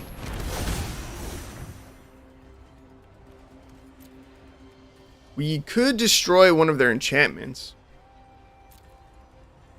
Or I could just create a 4/4. Johnny's Welcome is fine. Cleric class, I don't like. Okay, so I think I'm going to... Oh, man. They have a 3/3. Again, cleric class can make it bigger. Priest of the Haunted Edge could just kill the 4/4. But again, it's probably killing Velomachus next turn. I'm going to create the 4/4. You know what? I think I'm going to forego the shield counter. Our opponent hasn't had removal yet. They're kind of banking on the Priest of Haunted Edge, right? So we're going to create a 4/4 and we're going to destroy cleric class. And I can even play out a Shambling Ghast. Okay. Yeah. Alright, I think this was the right play. I normally like to choose shield counter. It's just, I almost always pick that for Titan of Industry because, again, it has to sit for a turn and I kind of want it to live throughout that turn. But this is fine. Again, I think if anything, they destroy either the 4/4 or Velomachus if they hit their land. They hit their land. I think they want to kill Velomachus this turn. They can wait until... Oh, okay. If our opponent is really smart... Ooh, they're going to exile Titan of Industry. Okay, so the shield counter wouldn't have mattered. If our opponent's really smart, what they're going to do... Don't use it yet. No! Oh, okay. I was going to say, no, why would you do that? I didn't realize Priest of the Haunted Edge can only activate as a sorcery, which is unfortunate. But that's fine. Ooh. Okay. So... if I kill this now, they can return Righteous Valkyrie to the field, which is a 2/4. Our 4/4 contests it, but we can get the Dusk Mangler out, or we can just bring back Velomachus. We're just going to go with Velomachus. We're going to bring that out. Do I want to swing with everything? Swing with Shambling Ghast doesn't really matter, but, I mean, we will, I guess. Oh, we hit on Burial Rites? Oh, we don't have anything good in our graveyard. Stitch of Supplier, I guess. We mill a Lord Xander. Cool. Maybe we'll play him next turn. Opponent goes down to 4. Back up to 7. Let's see. Create a treasure. Maybe swinging with Shambling Ghast was the wrong move. Oh, actually, I could Unburial Rites right now. Yeah, fuck it, why not? Next turn, I can still hardcast Dusk Mangler, so our board will be the biggest that it can be going into next turn. They might have Blood on the Snow. If they cast Blood on the Snow, Lord Xander triggers and Stitch of Supplier triggers, which isn't bad. Here, let me. This is probably just game, though. Let's see, what's that white spell? Settle the Wreckage. Settle the Wreckage is something that I might want to try to play around right now. I will not swing with Stitch of Supplier. We'll have their creature at least die. Velomachus does get a trigger here. Oh, so does Lord Xander. I forgot that he has an attack trigger. Our opponent's going to mill half their deck right now. which is just fun to see. That's a lot of mill. Wings of the Cosmos. That is... Ooh, okay. Let's see. We're going to cast... Cast the Late to Dinner? What do we have in our graveyard? Like, nothing good to bring back, right? Deadly Dispute? Sure, we'll draw. And we'll sack the Stitcher Supplier.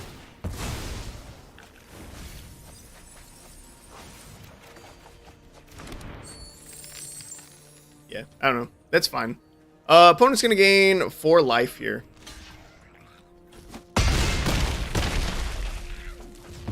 They go to 2. They get to return... Oh, they have a lot of options to return stuff now. What do they bring back? They brought back a Soul Warden. How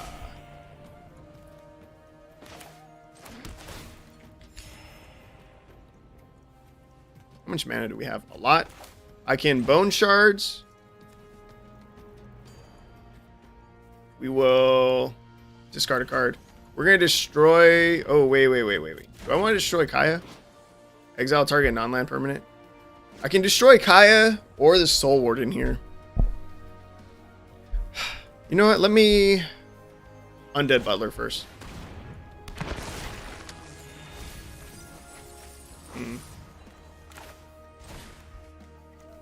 So they have double right to Oblivion. They can exile 2 things.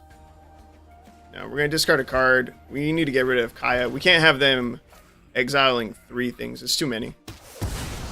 That's it. I quit. I can no longer hardcast the Dusk Mangler, which sucks.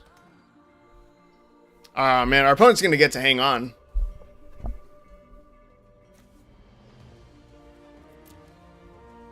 But yeah. Oh, actually, they don't have enough mana for double right of Oblivion. So, okay, so they got rid of Velomachus. Yeah, I think it was the right call getting rid of Kaya there. They would have been able to get rid of Lord Xander as well. Then we would have swung Rhino Warrior at them. They block with Soul Warden. Undead Butler connects for 1. They go down to 5, and I could Dusk Mangler, gain them down to 1, but that still buys them another turn, in which case they could Rite of Oblivion again. Okay, getting rid of Kaya, right move. Bone Shards. Phenomenal card. It's too damn good. It's too damn good. Phenomenal card. Great. There is a worse version of Bone Shards. I can't even think of the name right now. Let me look it up. It's Bone Shards, but worse. I think you can only target a creature to destroy. Let's see. Destroy. Creature. Sacrifice. Additional cost. Black search.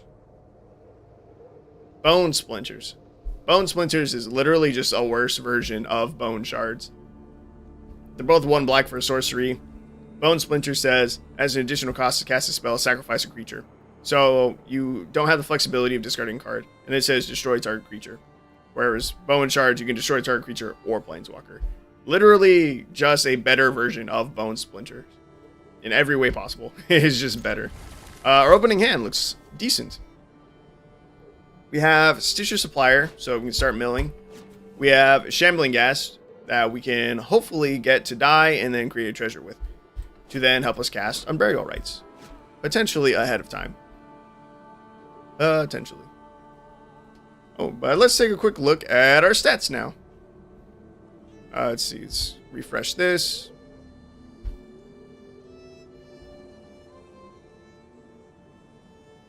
Is this right now? This is where I added Velomachus. We are 8-1 with the deck right now. we have only lost 1 game. We lost to a 5-color deck. Who was the 5-color deck? Oh, it was Shrines. We did lose to Shrines. And we just won again. Our opponents, they couldn't handle it. Couldn't handle the pressure. They heard me talking right now about how good our win rate is. And it's like, dude, I don't want to play against someone who's out here like 8-1 already. That's too good. It's 9 dubs for us. Hell yes. Look Look at that. We have a 90% win rate right now. 100% win rate on the play, 67% win rate on the draw. So I guess that one loss that we had, it was on the draw. But man.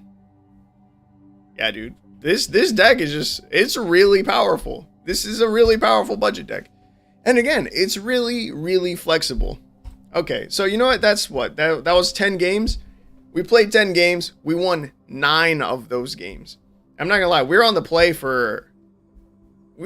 a lot, which definitely does matter. We were literally on the play for every single, for 8 of those games. No, 7. 7 of those games we were on the play. We were on the draw for 3 of them and we lost 1 of the games. And the only game we lost, it was on the draw. But that's crazy. That's really, really good. If we take a look to when I played before, this play session, I went 6-1. I was on the draw 1, 2, 3, 4, 5 out of these 7 games, and I still only lost 1. This one, 7-1, play, draw, play, draw. A lot of games on the play there too. 15-8. Let's see. Play, draw, play, draw, play, draw, play, draw. That one seems a little more evenly split. Okay, so 10 games, and the deck performed pretty well. So we know what rares are the best targets to reanimate, right? Elesh Norn, for sure, you need to be reanimating. I would definitely keep this as one of your rares if you're gonna play it like this. But Elesh Norn, really powerful. Titan of Industry, very powerful. Velomachus, crazy good with this deck. And then Lord Xander it's okay. Again, Lord Xander, we just see the least. I don't know what it is, but Lord Xander is the card that I've reanimated the least amount of times. And it's not because I don't want to. We literally just don't see him as much. I don't know what it is. Yeah, I feel like we saw Elesh Norn, Titan of Industry, and Velomachus more in these 10 games that we played. So Lord Xander is the most iffy pick right now in the deck for me. But again, he could have shined really, really well against Shrines if I'd been paying attention to the fact that he would be busted against them. But, so what we're going to do now, I'm going to clone this deck. 5-color Reanimator 2. And we're going to try out some new rares. We already know it works. We already know what's really good. But again, what's really nice and fun about this deck is that you can play with whatever you want. Any big creature that you want to play. It doesn't even have to be big, but I mean, preferably you want it to be big. We can reanimate anything. So I'm going to take a look at 5, 6, 7 plus. We're going to look at rares and mythics and creatures. 5 is a little low for a reanimation target, but there's pretty decent 5 drops. So like we could play an Angel of Destiny. Like at the beginning of your end step, if you have at least 15 more life than your starting life total, each player Angel of Destiny attack this turn loses the game. Whenever a creature you control deals combat damage to a player, you and that player each gain that much life. Angel of Destiny could be fun. Let's see. Crested Sunmare, love it, not great though. God Eternal Oketra, love it. Maybe good. Yeah, maybe. We have a decent amount of creatures that we cast. Enduring Angel, it's fun. Let's see. Avatar, 4/4 lifelink. Eh. So there's already another good white target. There's 2 actually. Sarah's Emissary, again, which is what led to me building the core of this deck. Sarah's Emissary, crazy good. 7/7 flying. When enters the battlefield, choose a card type. You and creatures you control have protection from the chosen card type. Like if we had this out against Slivers, again, we just declare creatures. So then we have protection from creatures, and our creatures have protection from creatures. So we don't have to worry about taking any damage from the Slivers, and they cannot block any of our creatures, and we just boop, smack them down. So like maybe that one. Avacyn, Angel of Hope, 8/8 flying, vigilance, indestructible. Other permanents you control have indestructible. Pretty good as well. These are 3 of the best targets, I think. I haven't run them together, but like they're really good. So I might throw one of these into the deck right now. Avacyn or Sarah's Emissary. Safara, Sky's Blade doesn't seem bad either. 7/7 flying lifelink. Other creatures you control with flying have indestructible. So if we made our other rares have flying, or be flying creatures, that'd be really good. Archfiend of Sorrows also benefits from it. Dusk Mangler does not, but you really want him for the ETB anyway. Zatalpa is Big Dragon. It's fun. Or not Big Dragon. Jesus. Scratch that from the record. Is a big dinosaur. He's phenomenal. 4/8 flying, double strike, vigilance, trample, indestructible. Like Zatalpa, that's great. Let's see. Blue I don't think had a lot of good options when I looked. Mind Flayer would be pretty funny. When enters the battlefield, gain control of target creature for as long as you control Mind Flayer. That's fun. Stealing your opponent's creatures is fun. Let's see. Hullbreaker Horror. It's okay. Let's see. Nezza Hall's alright. Jin Gataxius, but the newer one. Whenever you cast an artifact, insert a sorcery spell, copy it. It's not that great. Well, it's not that bad, right? If we were able to double up in Unburial Rites, I guess that wouldn't be bad. Double Deadly Dispute wouldn't be terrible. Meh.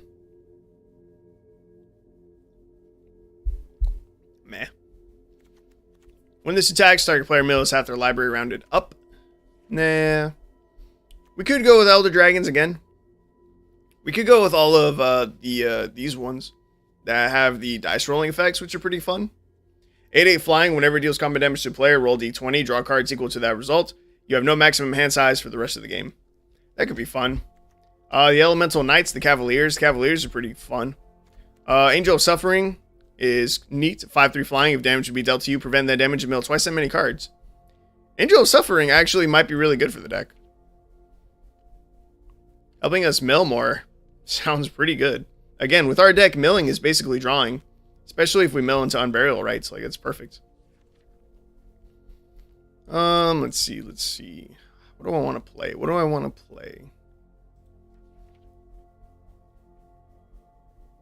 We could run all the Praetors. Again, we were just looking at the other Jin Gataxius, and it wouldn't be that bad. 6/6 Swamp Walk. At the beginning of your upkeep, return target creature card from a graveyard to the battlefield. Yeah, this Shieldred seems pretty good. At the beginning of each opponent's upkeep, that player sacks a creature. Alright, we're going to craft this Shieldred. Do I want to run all the Praetors? I don't know about that, but Shieldred, we're going to run this Shieldred, Whispering one. New Shieldred is already busted. We know that, but we're going to run this one. Also busted. And it is listed as one of the best reanimation targets. So was, let's see, where's the other guy? So was Raza Keth, but I didn't like him. 8/8 flying, trample, pay 2 life, sack another creature, search your library for a card, put that card into your hand, and shuffle. Really good? Not for our deck. At least I didn't think so. We don't always have a ton of creatures on the field, which is why his ability isn't great. If we don't have something else to sack, then we don't get the tutor.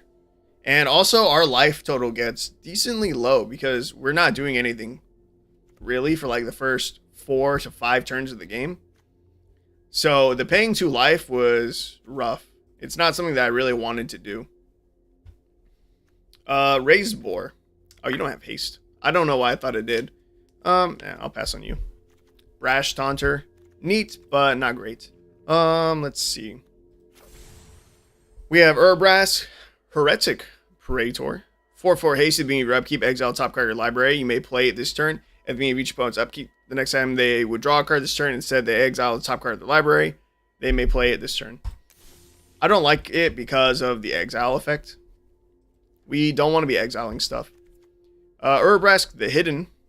Again, could go Praetors. 4/4, creatures you control have haste. Creatures your opponents control enter the battlefield tapped. That could be nice. The haste could be really good. And again, with Shieldred, could be... You know what? We're going to try Urbrask. Maybe I just go all Praetors. Maybe. Who are the other Praetors? Oh, Vorinclex is another Praetor. Turn this off. Oh, what's going on here? Oh, I misspelled Praetor. That's what's going on here. We already know Elesh Norn is super busted. Jin Gataxius, they're alright. Oh, this is... I was going to say, this is weird. Where are the other ones? The other one... We're missing a Shielder of the Apocalypse. Elesh Norn. Does Elesh Norn only have one version? Or do we only have one here? Let me look it up real quick. Elesh Norn. Elesh Norn never got another version? What? That's so rude. Vorinclex has 2. Urabrask has 2. Sheoldred has 2. Jin-Gitaxias has 2. All of which came out in different sets. This came out in Kaldheim. This one was in New Capenna. This was Dominaria United. This was Shinagawa, right? No. Yes? Shinagawa? It's something Neon Dynasty, right? Oh, let me see.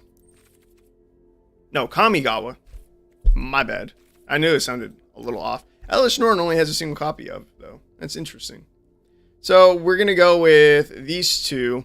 Maybe I keep Elesh Norn. No, I don't want to keep Elesh Norn.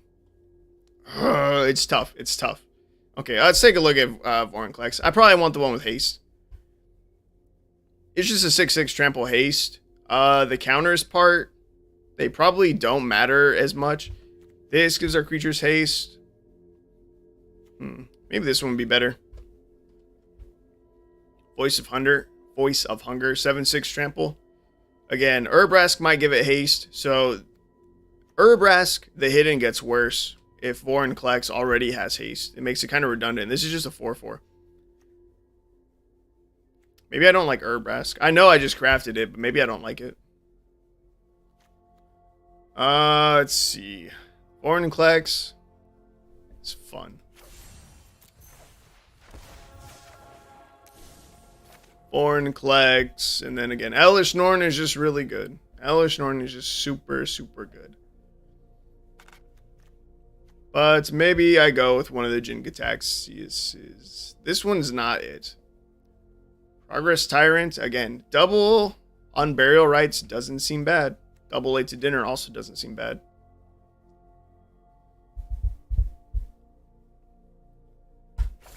We're going to try it. We're going to try this Jin-Gitaxias because I haven't tried it. I was using this one, and again, that one's not great. But we're going to go with this instead of Elesh Norn because, one, we've already been using Elesh Norn. We know how good it is. But we're also going to go with Jin-Gitaxias because this will keep it a 5-color Reanimator deck, which I think is more fun. Alright. Let's see. I got to change the deck real quick. Swap it over here. So, again, I expect that this will be worse than what we were just playing with. But it's all about the flavor. It's all about having fun.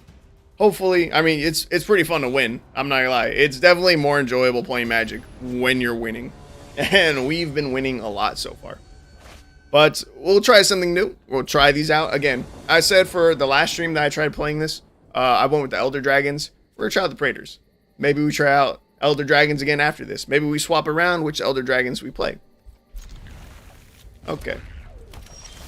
So, we're going against an opponent who's running 67 cards in their deck because they're a clown. Don't do it. You don't need more than 60. If you need more than 60 cards in your deck, you're probably building your deck wrong.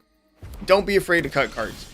If you can't figure out what cards to cut, what I recommend is deleting your deck and rebuilding it. Because when you start to rebuild it, you're going to start adding the cards that matter most first. So once you hit 60, stop. Pretty much that's it. You just stop at that point. We pick up our 4th land, which is really good. If we can just mill something to reanimate by turn 4, then we're chilling.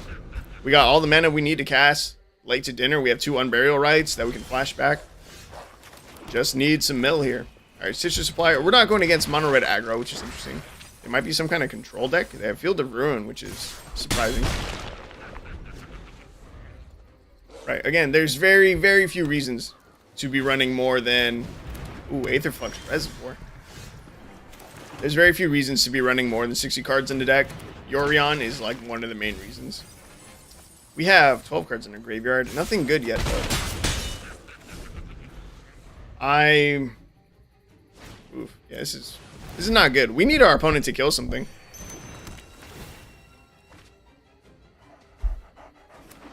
Or we need a mill. Oh no, I forgot we swapped Praetors. I was gonna say we need a mill. Dying of Industry so we can destroy their Aether Flux Reservoir. We don't have access to that anymore. That's bad. Alright, Undead Butler, mill some more. Come on, mill me something good. I don't even know which Praetor we would want. See, we didn't even add the Elesh Norn. Let's see. I don't even know what the best target would be. Vorinclex? Vorinclex would be pretty good, I think. Shoulder doesn't really help us right now. Dusk Mangler's decent. Archfiend of Sorrows is decent. It's like meh. Jin-Gitaxias, also meh right now. Urabrask, it's fine. Yeah. I don't know. See, the Praetors, I think they're just a bit underwhelming. Shieldred Whispering one could be really good. Shieldred Whispering one could be really, really good because if we have another target in our graveyard to hit, then it's super fire. Man, this hasn't happened yet, but maybe we win a game without even reanimating anything. I'm going to play a late to dinner just to try and get some more mill. Bring in an Undead Butler. And we create a food token. So why not? Oh my god. We have... See, we're in the bottom 29 of our graveyard. Or in our library. We have milled the top half. We've seen the top half of our deck. And we have milled 0 targets. And we might just win anyway. This is going to be the first game, I think, where I win without reanimating anything. If that happens, that'd be hilarious to me. But they got to play something here. They have a full grip. They literally have to play something. They don't. What? What? You have a full hand. You have a full hand in Aether Flux Reservoir. You're telling me you couldn't play like 2 or 3 spells right now? You couldn't play like 2 spells just to survive? No, they would have to play 3. That's wild. I played a lot of games, and I think this is literally the first one that I have won without reanimating anything. That is crazy. That's wild. I have no idea what our opponent was doing then. Man, I wish I could get rid of this. All right. Game 1 with Praetors as our reanimation targets. We won. We did top deck of Vorinclex. I was probably going to play that. Wait, do we have the one with haste? No. That's right, because we're running Urabrask. Oh, there it is. Alright, we're going to keep this hand. I don't know that it's that great. We do have a Bone Shards, which is very nice. And we do have 3 lands. So all we need to do is either mill an Unburial Rites, or draw one, or draw a late to dinner. We just need a recursion spell at this point.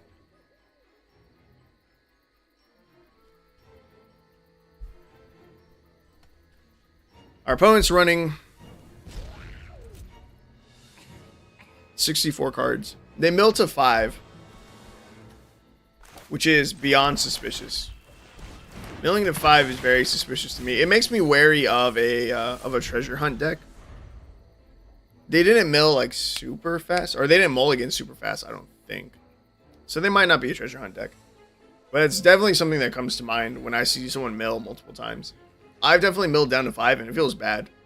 But sometimes your hand's just really bad. What is this pathway? White? Okay. So, they're Zorius colors. They have an opt. Definitely not a treasure hunt deck. Let's see. Do I Deadly Dispute here? I kind of want to. It's better to Deadly Dispute on your opponent's turn, right? But like, I don't care to. I don't care to wait. I am not a blue player in any way, shape, or form. I hate passing to my opponent's turn and doing nothing. Unless I'm holding a removal spell, I hate doing it. Okay, so I'm going to play a Plains here. I can't even use Bone Shards to discard yet.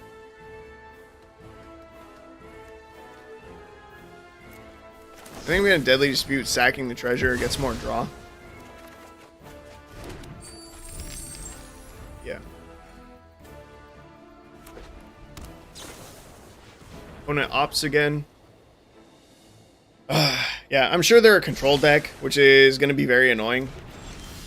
As long as they're board wiping our stuff and not,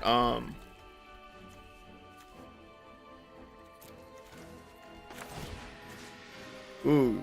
Ah, this is the wrong Jin Gataxias. I was going to say, Jin Gataxias might be really good against our opponent. They have a pretty full hand, but... Again, the problem with Jin Gataxias is that it's only good when you have flash. They could just bounce this one right now. See, our opponent has all this time. They're going to exile it. If this was the other Jin Gataxias, yeah, our opponent just has an answer. And it doesn't do anything. Ooh, but they gave us something to target with Bone Shards, though. Ah, got your ass. And we'll discard...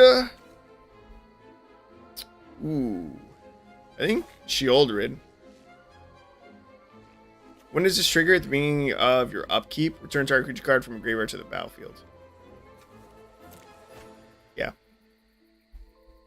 I'm going to discard the Shieldred. Our opponent has a single white. Oh, interesting. That was nice. That was very nice. Let's see. When does Shieldred make them sack? At the beginning of your upkeep, at the beginning of each opponent's upkeep, that player sacks a creature. Sick. So they might have another Cloud Shift or some other flicker effect that they could bounce Deputy Detention with right now to protect it from being sacked. That's fine. All right, we got Jin Gataxias and Shieldred on the field. Feeling decent. Our opponent might have a board wipe here. They got the blue mana for it. They got plenty of mana. Aether Channeler. It's another bounce creature. Our opponent is playing a bit of like control, but they're really just playing Azorius like flicker, which is cool. I think it's more fun than just straight up control. Okay. They bounce our Shieldred to our hand. They have 2 mana left. They might be able to bounce their Aether Channeler. They do. Oh. Oh, Jin Gataxias. That was good. I forgot about the second part of him. Whenever an opponent casts an artifact, instant, or sorcery spell, counter that spell. Its ability triggers only once each turn. That was really good. That was very, very good. We don't have a way to recast Shieldred right now, though. So I'm going to play Scoured Barrens. We're going to cast Bone Shards. We're going to discard a card, which is going to be Dusk Mangler. No, it should be Vorinclex.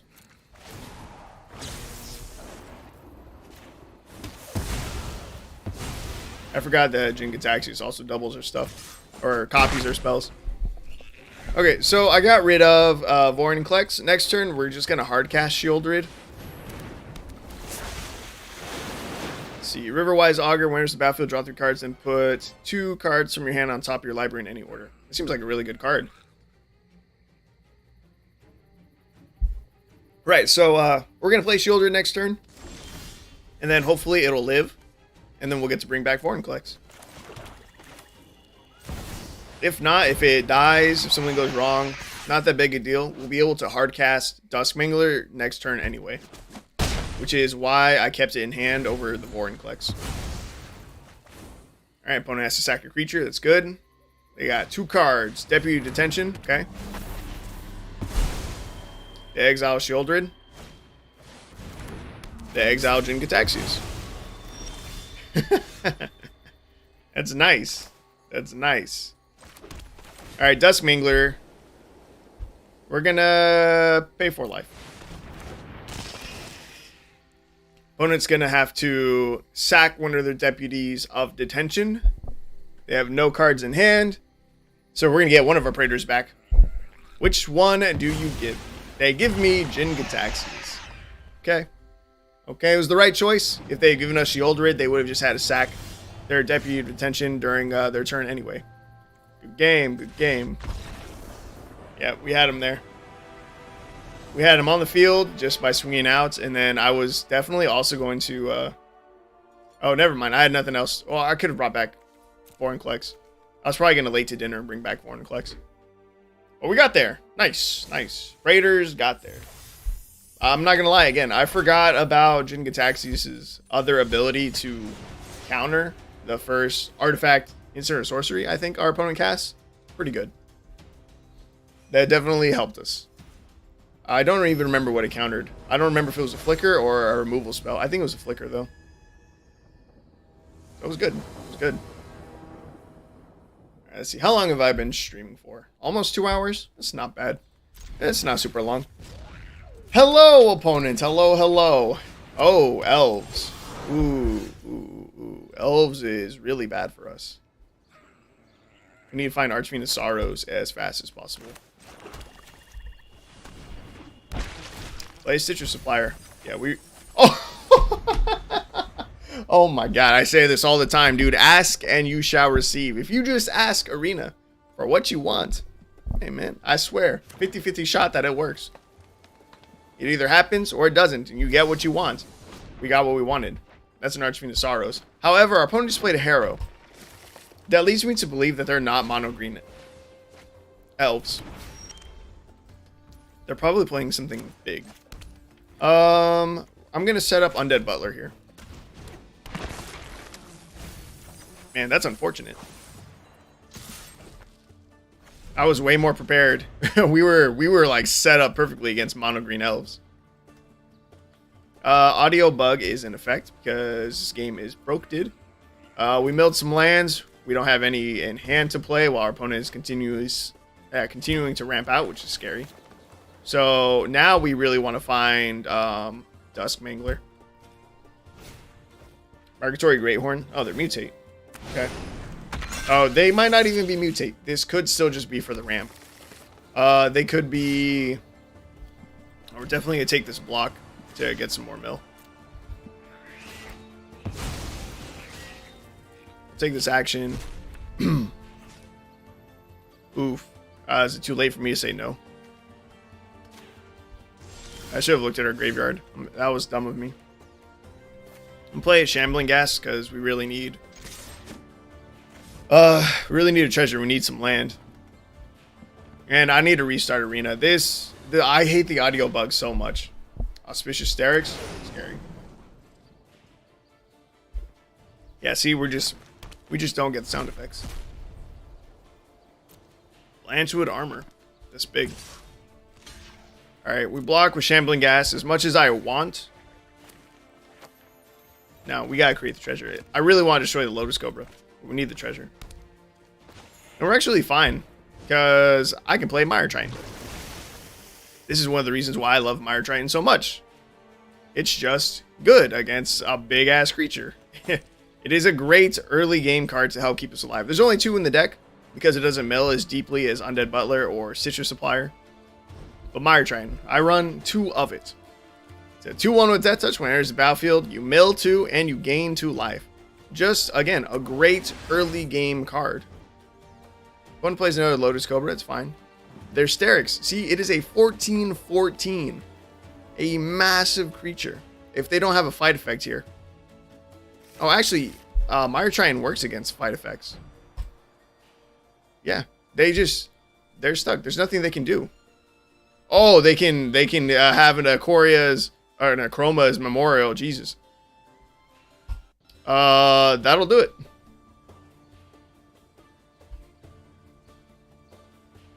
That was very surprising. I cannot say that I saw that coming. Not in the slightest.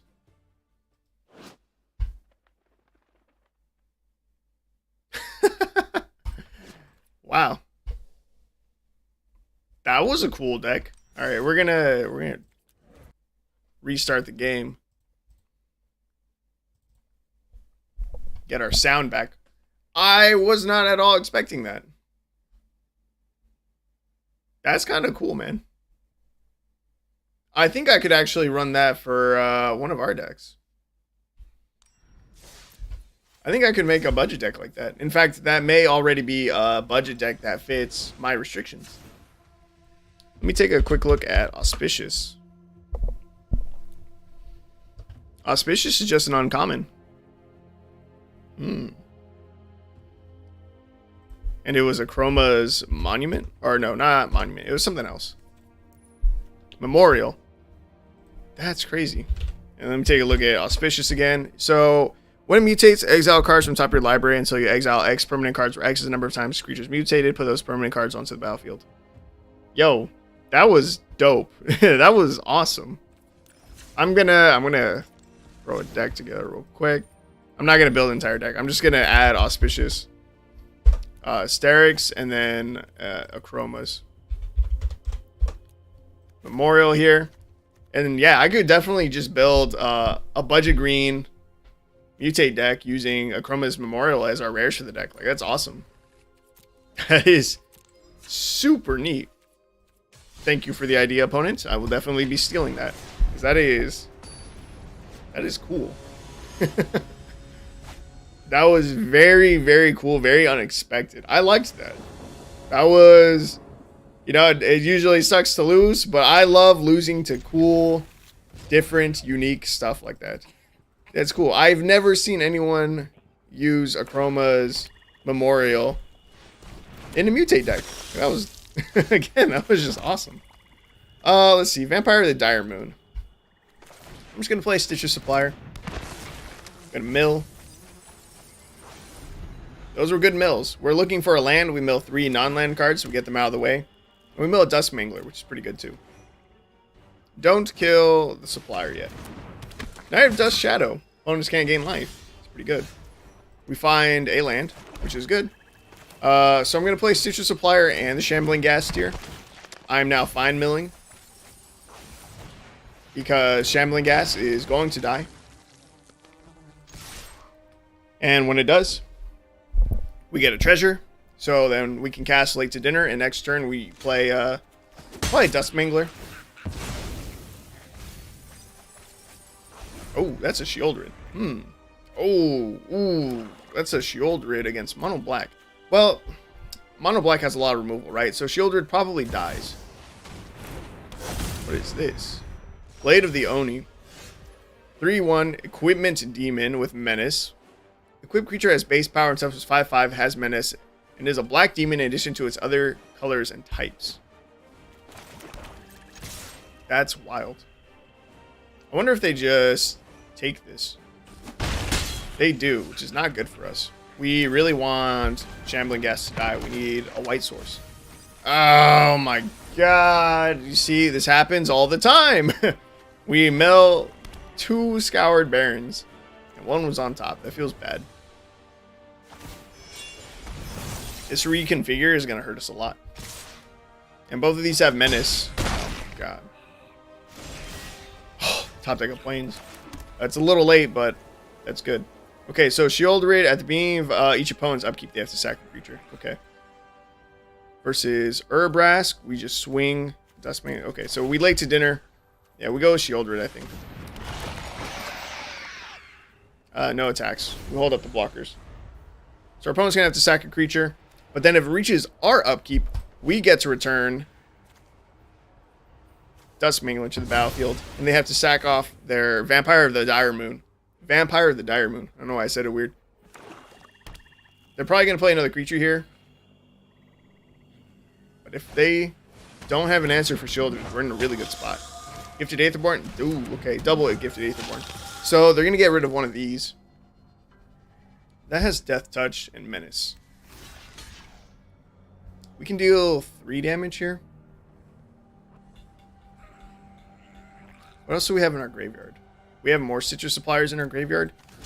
So we'll block like this. Oh wait, I needed to block with Shambling Ghast. I needed 1 more treasure for an Unburial Rites. Maybe we get lucky and hit the land anyway. But we're going to grab Stitcher Supplier. Nice. Alright, Dusk Mangler. We'll come back. If we find our land, then we can cast Urbrask to give our Dusk Mangler haste. But I think I just grab another Dusk Mangler. Oh, our opponent's not having it. Opponent could have handled the Shieldred. It was too strong. That plus a Dusk Mangler. Yeah, I was probably just going to bring back another Dusk Mangler. Yeah, that would just be fun. They'd be down to 1 creature, 0 cards in hand. We'd have burned them for 8. Yeah, that would have been pretty good. All right, that's another win though. Praetors, the Praetors are doing work. They're doing not too bad so far. Let's see. Where are we at? Is this ranked? This is my ranked. Back to regular play. We are 3-1 right now. 3-1 with the Praetor Reanimators. Opening hand. This is pretty good. Next turn we can double Stitcher Supplier, milling 6. We only need one more land to play a late to dinner. And we find it. This is a great looking hand. All we gotta do, mill something good. Urbrask, that's a target. That is a target that we can hit on turn 4. Late to dinner. This is good. Again, Urbrask just, it's not that strong on its own. It's just a 4/4 haste. I guess, again, creatures our opponents control enter battlefield tap. Not bad either. I don't know. Question is, so like, between these two choices, right? Between Vorinclex and Urbrask, I guess I go with Urbrask first because it potentially lives a turn so that we can Vorinclex the turn after that. Like, I don't know. I don't know that Urbrask is that strong. Our opponent is running 3 colors, which is surprising. I'm not great with the 3-color names. What is the name of this one? Abzan. Our opponent's running Abzan Dungeon,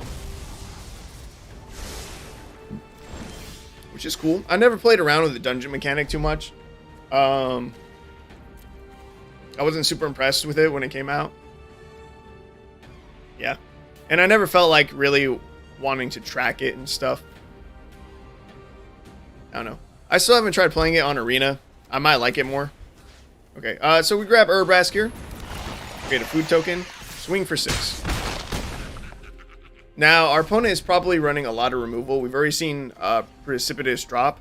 When enters the battlefield, venture into the dungeon. Enchanted creature gets -2/-2, gets -5/-5 instead as long as you've completed a dungeon.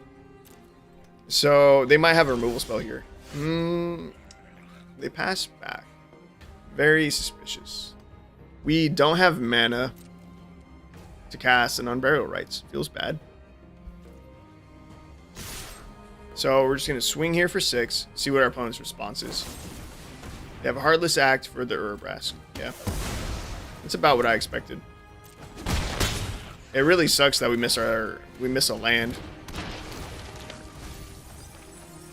Mill 3. We're going to sack the food. I don't need to sack the food yet. I'm going to hold the food in case we find a Deadly Dispute. I maybe want to sack the food to that. Although we've milled 2 of them. So it's not a good chance that we find one. Elspeth Resplendent. What do you do? I won't let a few thugs threaten this city. Look top 7 cards to your library. You may put a permanent card with mana value 3 or less among them onto the battlefield with a shield counter on it. For the rest on the bottom of your library in random order. It's a Varys Silvery Moon Ranger. Mouthful.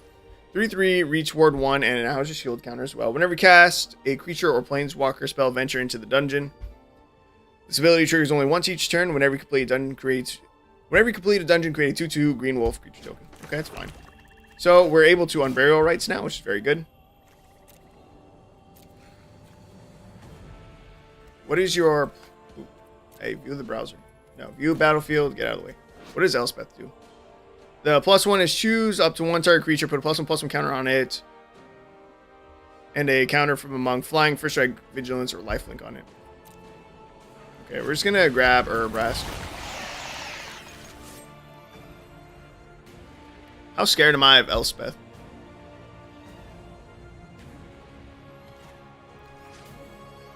Urbrask can go face, and he can't block all of these to protect Elspeth. We only lose 1 point of damage. He probably blocks the Urbrask because he's got the shield counter on it, so we get to kill Elspeth anyway. This still isn't as bad as dying. Alright. Don't have an answer for Urbrask. Don't do it. Just play some more dungeon stuff. Gaya's Wrath. God damn it. Now create a treasure token. We mill. We mill. We have a Bone Shards. It's fun. Unburial Rites. Alright. Herbrask. Again. Swing.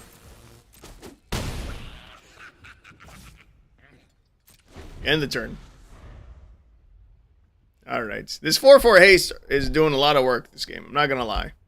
But man, do I really just want to get out Vorinclex after, dude. Right. How does Vorinclex work again?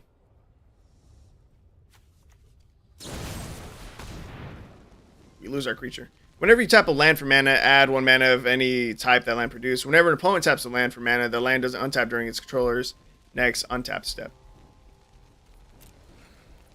I don't know if that works retroactively. Herbrask dies again.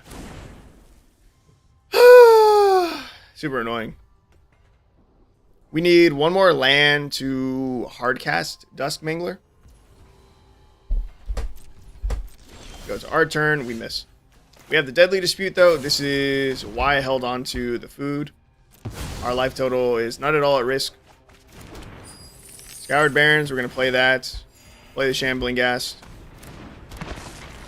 Next, end the turn. Alright, next turn we just hardcast Dusk Mangler, which will burn our opponent for 4, which is pretty good. Yeah, that's good.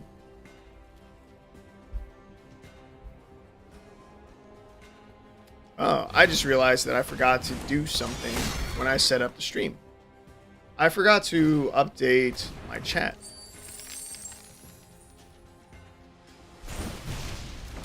Because if I type something into the chat, it does not come up. I forgot to update this. So pop out chat. This is something that's different from Twitch. I have to update this every single time. Not that it matters because there's no one here yet, but it's fine. Hey, there might not be anyone today. Also fine. But now you can see that I just typed words. Good to remember that. Okay. Opponent played, you find a cursed idol. I don't remember. I didn't see what they did. We're going to cast a Dusk Mangler, and we are going to pay for life. So they're going to have to sack their Murderous Rider. They're going to have to discard a card, which is good. And they're going to take 4, going down to 4. How much removal do you have? Next, swing for 1. Set our opponent down to 3. All right, we're really close. 3/3 Vigilance. There's battlefield attacks, venture into the dungeon. Our opponent will be able to create... Oh, wait, are they doing the Scry 2 right now? Or are they choosing which one they go to? They exile top 2 cards of your library. You may play them. Prosperous Innkeeper. Okay. That was a risky play by them.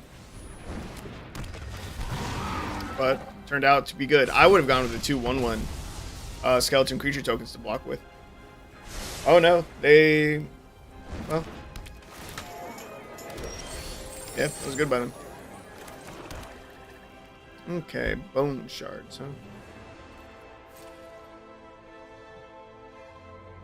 I did this in the wrong order. Alright, Dusk Mangler will attack.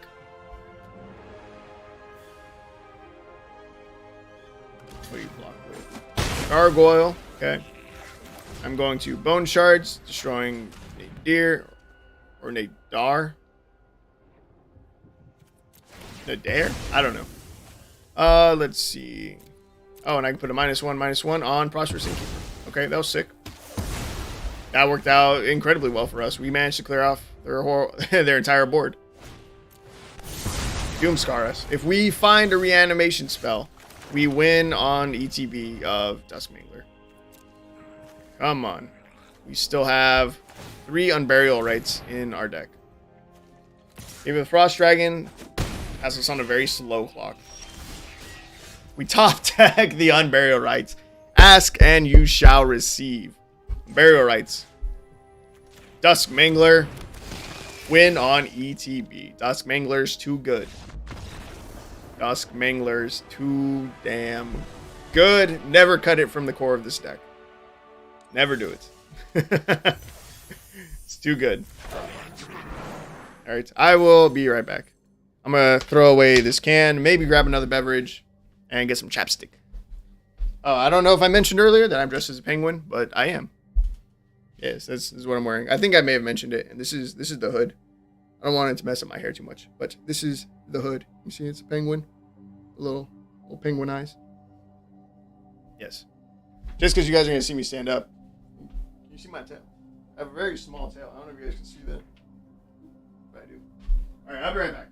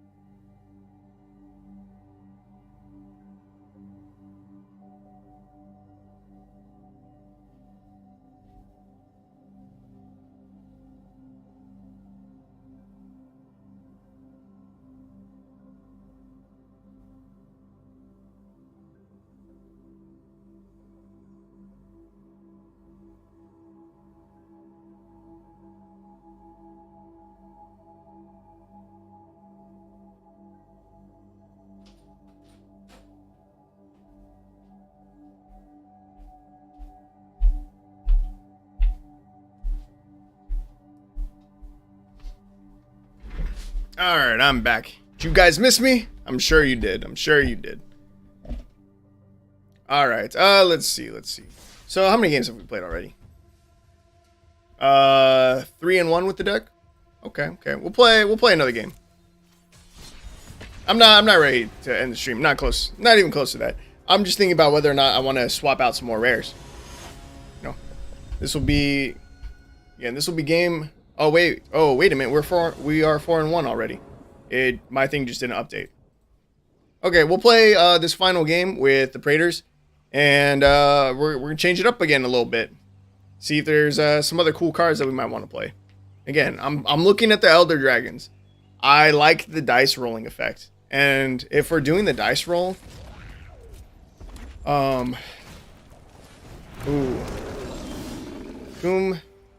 Hellhound. Opponent's playing a very aggressive landfall deck. Unfortunately for them, I have a Bone Shards in hand, which is really good. I'm gonna play the Shambling Ghast though. Hellhound we need to kill. There's a red-green creature that they're about to play, probably. And that's also a very high up on the threat list. What is it called? Let me find it. Landfall. Can't. Block. 2. Rush Fire Elemental.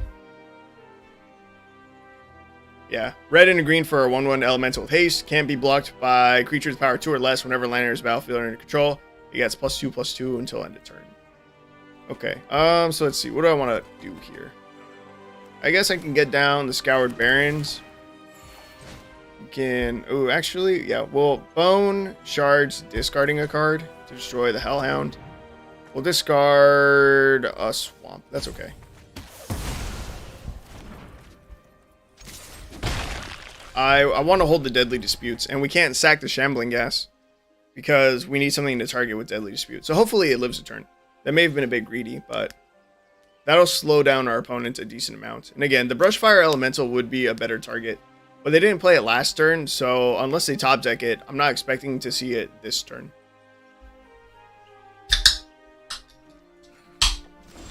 Ooh, I don't know if I showed you guys my koozie, but I don't think I did. Look at it. Look at that koozie. Look at it. Keeping my monster nice and cold right there. Pretty nerdy, right? I love it. Alright, see, and this is why we got rid of the swamp. I was expecting to draw with Deadly Dispute, which we're about to do. And we just have a higher chance of finding a swamp than like a plains. Alright, so we're going to sack the Shambling Ghast. We'll go ahead and create treasure because there's nothing to target with the -1 counter. Vorinclex, okay. Okay. And I can play Shambling Ghast here, so we will. We end the turn. So we now have 6 mana to play with next turn. We're actually not even very far away from hardcasting Vorinclex. It's not what we want to do, but we could. But hopefully our opponent plays something here. Ooh. Opponent missed the land drop last turn. I did note to that, and they just had to use their Evolving Wilds. Not what you want to do when you're playing Landfall deck. It feels bad. Missing the land drop and having to use Evolving Wilds just to get one. Less than ideal. Alright, our turn. Ooh. We do not have a way to reanimate Vorinclex yet. So I'm going to Deadly Dispute. We're going to sack this. We're going to create 2 more treasures. And then next turn we can just hardcast it, like I said. Gruul is not going to have a good way to deal with Vorinclex. Not at all. When this comes down next turn, we probably just win. And end the turn. We have an Urbrask in our graveyard. Still doesn't really matter because we don't have a way to reanimate. We are 18 cards deep in our library already. But yeah. Man, we just had so much treasure generation with our double Shambling Ghast, double Deadly Dispute. We're just gonna hardcast Vorinclex on turn 5. Pretty good. Pretty good for a deck without any forests, you know? Alright, Vorinclex, it's time for you to shine. And again, our opponent is not running colors that can deal with Vorinclex. Yeah, red and green, they can't deal with Vorinclex. Their only chance of destroying Vorinclex is to have a creature bigger than Vorinclex, and then you make them fight. That's pretty much it. Either that or like a double burn spell. Okay, let's see. From here, I'm going to go to combat. I don't think our opponent has anything. Yeah, we just take the damage. We're going to drop an Undead Butler here. Potentially mill something. Oh, that's right. We have so much mana right now. I forgot about that. We have double of our mana right now. It's awesome. We milled the Dusk Mangler, but we did not mill in Unburial Rites, which is what we really needed. And now, whenever our opponent taps down their lands to use them, they're going to stay tapped down for the next turn. So they really got to deal with Vorinclex now, which again, I don't think they will have an answer to. And I don't think they'll have enough to kill us with a Brushfire Elemental from here. Like, even if they had like another Evolving Wilds and then like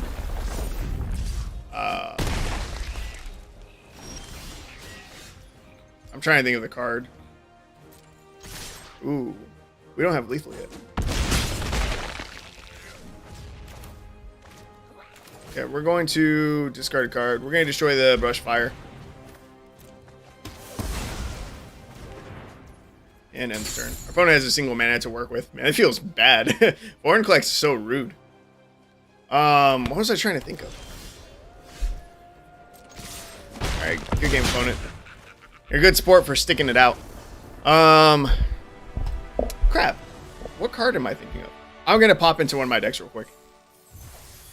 I was going to say, our opponent would need a ton of landfall triggers to have been able to kill us that turn, but there was like a very small possibility. This mono green deck should have it. Harrow. I love Harrow. Harrow, they could have potentially like double Harrowed, which would get 4 landfall triggers and still leave you 2 mana to cast something else. Like maybe they'd have an Evolving Wilds that they could play, tap, sack that, potentially get like 6 landfall triggers, which is like 12 damage, 12 additional damage. They could have potentially done a lot of damage that turn, but it was very unlikely that they win. But we're 5-1 with this version of the deck using the Praetors. And I think we did get to see a decent amount of all of them. Vorinclex, we just saw pop off. Jin-Gitaxias did get to counter someone's spell, which was pretty good. Sheoldred, we did get to return something from our graveyard. Dusk Mangler is super good. And Urbrask, while it was struggling to live for more than a single turn, it having haste did prove pretty useful in that one game. It probably hit like 3 times. That's 12 damage. That's a lot of damage. But okay, we will. Let's see. I don't need to delete this deck. We'll just get rid of Urbrask, Jin-Gitaxias, Vorinclex, and Sheoldred. Now let's see about some more rare mythic cards. 5, 6, 7. Get rid of colorless. So let's take a look at gods. Are there any gods that I want to play? God Eternal Oketra is super cool. I love God Eternal Oketra. I'm a big fan. Big fan. I've been learning about lore a little bit more recently, and it's very interesting. There's a lot of stuff that I didn't know, and there's a lot of cool things going on with decks that I just was not aware of. In fact, let me turn off. That's not what I wanted to turn off. Let me turn this off. So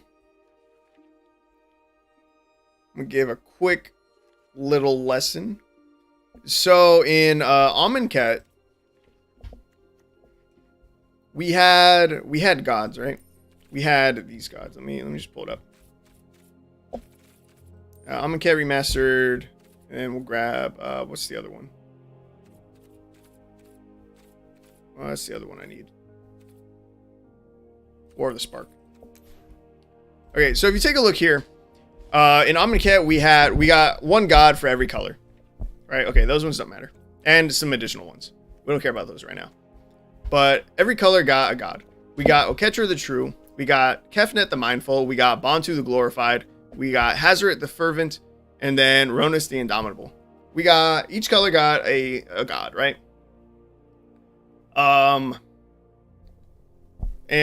So what ends up happening in the lore, in the story, Nicol Bolas comes and he starts a big war, right? And if you'll notice, in War of the Spark, we have God Eternal versions of these creatures. We have God Eternal Oketra. We have God Eternal Kefnet, God Eternal Bontu, God Eternal Ronus. What we don't have, though, is a God Eternal Hazoret. So what happened, if I remember it correctly, again, I haven't spent too much time at, reading the lore, but if I remember correctly, Nicol Bolas killed all of these gods and then brought them back under his control, but did not kill Hazoret. And if I remember correctly, it was because like he thought like Hazoret was too weak or like not worth it, which is hilarious. But the thing that I find interesting about all of this is that, so when War of the Spark came out, because Hazoret did not die and was not brought back as a God Eternal, they didn't give Hazoret a God Eternal version. And so instead, we got this guy. So that every color still got a god. I don't remember if there's any lore about this guy, but this is what we got. Ilharg the Raised Boar. 6/6 boar god, which seems super random, right? It's because it kind of is. It's because Hazoret didn't die, didn't get brought back for War of the Spark. Yeah, 6/6 trample. Whenever attacks, you may put a creature card from your hand onto the battlefield, tapped and attacking. Excuse me. Return that creature to your hand at the beginning of the next end step. When Ilharg the Raised Boar dies or is put into exile from the battlefield, you may put it into its owner's library, third from the top. Yeah, I just thought that was interesting, you know. I never paid attention to the fact that we didn't have a God Eternal Hazoret. If someone had asked me if that was a card, I'd be like, I don't know, maybe? I was like, it doesn't sound familiar, but like, maybe, right? I was like, all the other colors have God Eternals. And if someone had asked me what set this boar came out in, I would have no idea. And also, if they had asked me if this was a card, I'd be like, I've never seen this card before in my life. There's no way. That's not a real card. You made it up.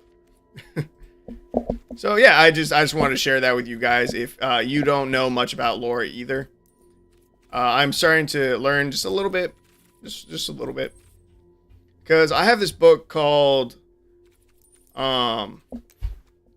Legends of Visual History, It's a small little book that I picked up at Barnes & Noble because it was magic related, right? And it just goes over some lore for some creatures, which is interesting. And I want to make a series around that book. I've read some reviews about it and stuff, and people are like, "There's way better books with a lot more lore and stuff about it." But I'm like, this is the book I have. I want to make a series around it where I just so the book, like, as you go through it, again, it's got some history and stuff about creatures, mostly creatures in particular. So I kind of just want to take a creature that is in the book and, just start going through the book and build a Historic Brawl deck around them. I've decided that Historic Brawl is easier than a 60 card deck because I did try doing this already a little bit. In fact, if I come here, yeah, Niv Mizzet is the first creature in the deck. And they have, there's 3 versions of Niv Mizzet. We only have 2 available to us here. We have Niv Mizzet Reborn, which I did get to learn about and read about, and it's very cool. I had no idea why Niv Mizzet Reborn, it looks the way he does, why he's a 5 color. I was like, all right, that's a cool card. But there's a lot that went into it, actually. And then there's Niv Mizzet Perrin. There's another Niv Mizzet, we just don't have it on Arena. And so I tried building a 60 card deck around Niv Mizzet Perrin and also Niv Mizzet Reborn. They were both pretty lackluster to build on a budget. But in Historic Brawl, it's a way better deck. Just way better. But like there's a lot of cool cards. We're gonna take a look real quick. There's a lot of cool things that I just wouldn't have known about. Okay, so when trying to build this deck, I wanted to find everything that had flavor involving Niv Mizzet, right? Expansion Explosion has Niv Mizzet in the artwork, right? That's cool. Firemind Vessel, that's his face. And if you look here to the left, I pointed with my finger, you can't see it, and I can't move my cursor because it'll move it. But if you look just to the left of the name, Firemind Vessel, just to the left of the card, you see the flavor text there. In fact, if I right click it, no. It says, the city mourned Niv Mizzet's death, but he left behind the components for his rebirth. There's a lot of cards that have flavor text involving Niv Mizzet, which is cool. And again, not something I would have really thought about. Is it Locket? That's, he's the guild leader for Izzet. So that's cool. That's, clearly him depicted there in the symbol. Let's see, what's another one? There's a land that actually mentions him, which is really cool. This one. This is at Guildgate in particular. There's a couple versions, but this one in particular has the flavor text that actually has a quote from Niv Mizzet. Yesterday, I didn't recognize my own guild. Today, I see why. And for tomorrow, I must be prepared. Niv Mizzet. Like, there's a lot of cool cards like that. In fact, Niv Mizzet Perrin. Perrin refers to the creatures that were there when the guilds were first created in Ravnica. And oh man, let me think. Guild. And there's actually something really cool involving the lands and the Perrins. So like there's Guild Mages Forum. Is this it? I don't think this is it. Give me 1 second. There's something cool that I want to show you. Oh, I think it's the plaza, actually. Oh, it's Gateway Plaza. Okay. I'm going to show you guys this real quick, too. So we're going to go view all prints, right? So, in the order of release, was it this one first? I don't remember. Oh, okay. This is the order that it was released in. I mean, we start from the far right. All right, so Gateway Plaza has really cool flavor text. This is in Ravnica, right? The Chamber of the Guild Pact stands as a reminder that even the bitterest struggles can end in cooperation, right? Because all the guilds were like fighting and stuff. Then they made peace. They formed the Guild Pact. Then there's the Chamber. The next one says the Chamber of the Guild Pact has fallen silent. Its bright promise broken. Something happened, right? The Guild Pact got broken. People started fighting. Then Nicol Bolas came, and then we see here. And so, all the guilds had to like band together to fight Nicol Bolas. Gateway Plaza, this one from War of the Spark.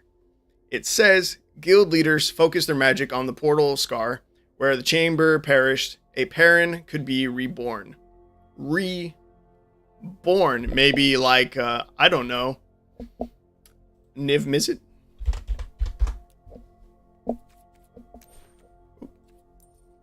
Why are you not here? Oh, because I'm in this one. Yeah, I don't know. I thought that was really cool. It's you know, it's just a land. What happened to the deck? Yeah, the fact that, you know, just a land's flavor text has that much reference to lore, I thought was really cool. Yeah, and if we take a look at Niv Mizzet, this is the last thing I'll say about this. But if you take a look at Niv Mizzet Reborn, you know what? I think it'll look bigger here. Okay, so first let's take a quick look at Gateway Plaza. What I want you to try and take a look at is down here. It might be really hard to see for you guys, but this is the Gateway Plaza. It's hard to tell, but this is shaped like a ring, and you can see some like support columns going up here. And if we take a look at Niv Mizzet Reborn, we see in the background here a round looking area that he is in. And man, it's really hard to see on this version. I don't remember where. Oh, I know where I saw this. In my book, it has Niv Mizzet Reborn artwork, and it's really big and clear, and you can see that he's in the Gateway Plaza. That you can see the support beams that are like here. Oh, in fact, give me 1 second. All right. One last second. Crap. Do I have it bookmarked? Maybe. I'm not smart enough to do that. Damn it. Okay. Give me one second. I can pull it up. Legends of Visual History. You can actually view the whole book on Google, which is crazy. So if you just look up Legends of Visual History in Google, right? You can click on books, and it's just here. The whole book is just here, and you can just view every page. Watch. So let me see. We're gonna go forward a little bit. Oh, in fact, I probably had this image saved. But look, this is. Can I clear the search? Can I get that out of the way? Oh, nope. I wanted to preview it still. Here you can see. So like this, these images go together, right? This is the left side. This is the right side. But you can see here. Like that's the support column that's going up. This is still rounded. Over here, you can see them still. The support column. Yeah, that's the Gateway Plaza, which is really cool. And there you can see Nicol Bolas, probably on Bolas' Citadel or something, going on over there in the background. So it's really cool. And so, like I said, there's a lot of cool lore stuff that goes on that I've never really stopped to pay attention to. I just think it's really cool, and would like to share that with some people and build decks around this. Because I mean, that's what we're here to do. We're on Arena. We're playing decks. We're trying to build decks. We're trying to have fun.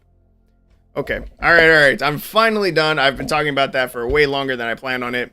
I still haven't decided what we want to play, but I'm gonna go with the Elder Dragons, the ones that roll dice, because that seems fun to me. Ancient Brass Dragon, good for us and our colors. Ooh, is that the only one I have? Okay, so Ancient Brass Dragon, right? When it deals combat damage to player, roll a d20. When you do, put any number of target creature cards with total mana value X or less from graveyards on the battlefield under your control, where X is the result. So that's perfect for what we're trying to do, right? Ancient Gold Dragon, whenever it deals combat damage to player, roll a d20. Create a number of 1/1 blue fairy dragon creature tokens with flying equal to the result. Seems pretty strong. Ancient Silver Dragon, draw cards equal to the results. You have no maximum hand size for the rest of the game. Also seems decent.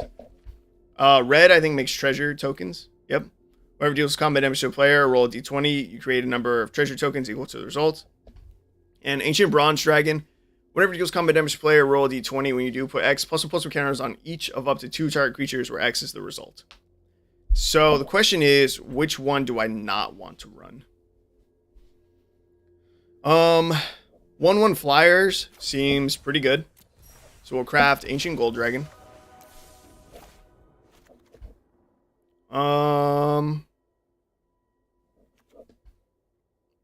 The draw from the Ancient Silver seems pretty good.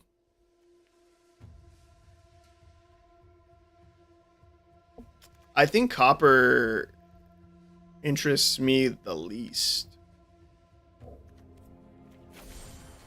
Grab the Ancient Silver Dragon. Oh man, I haven't even ran this deck with Ulamog yet.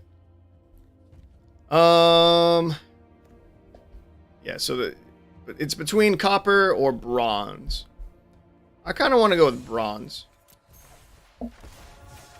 Again, our deck functions pretty well off of 4 mana. I don't think creating all the treasures is really helpful unless we've already hit with like Silver Dragon and get to draw a bunch. Okay. Alright, we're going to try these Elder Dragons from Baldur's Gate. We are now down to 4 color because I did not choose the red. So now I'm a liar. I'm a phony. That's fine. It's okay. We'll be alright. Maybe I go back and swap out one of these dragons and we just throw in the red. Okay. Alright, opening hand. It's okay. It's not the best, but if we can find a way to discard Ancient Silver Dragon, that'd be cool. I really want these to hit. And the issue with this plan and these creatures in particular, none of them have any protection. Again, what made Titan of Industry really good? The shield counter. The shield counter on ETB, really good. Or, let's see, what else were we running? Let's see. I've already forgotten all the other cards.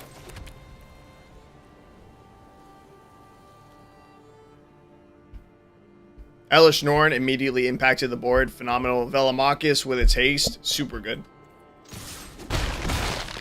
Okay. So, let's see. We played our Undead Butler. We milled an Undead Butler, Swamp, and a Deadly Dispute. Okay. We find... Ooh.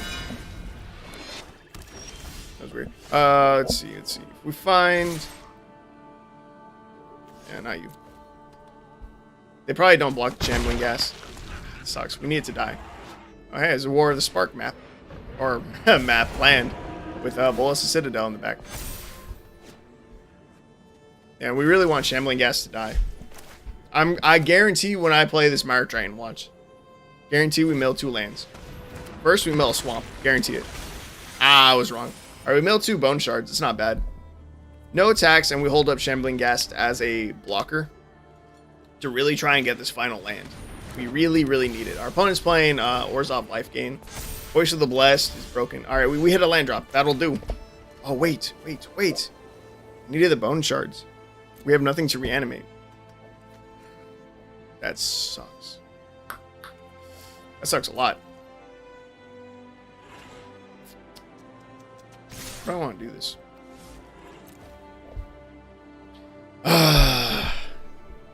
We're not in a great spot. Again, I really needed those Bone Shards, actually. Man, that sucks.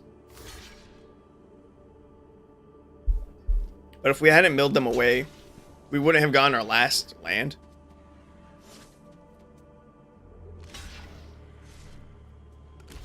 Yeah, we wouldn't have gotten our 4th land. Oh, it's tough. We're so close. Alright, we're going to take action here. And we will return an Undead Butler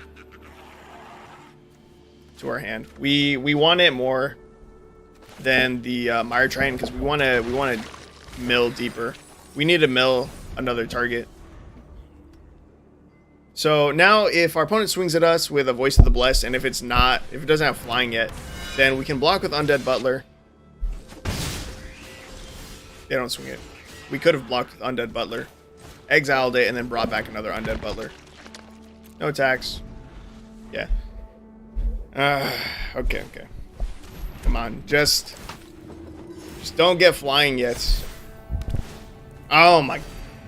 Voice of the Blessed is so fucking strong, dude. I hate that card. I hate it so much. Dude, we're getting absolutely fucked. Oh my god.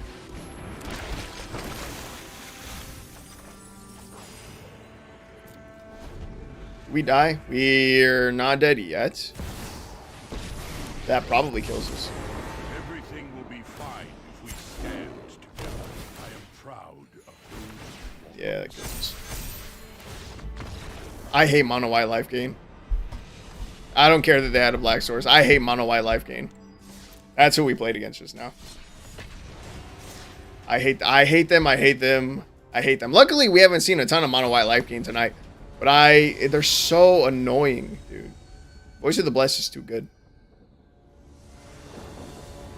So annoying. Alright, opening hand. Pretty decent. Actually, it's kind of perfect.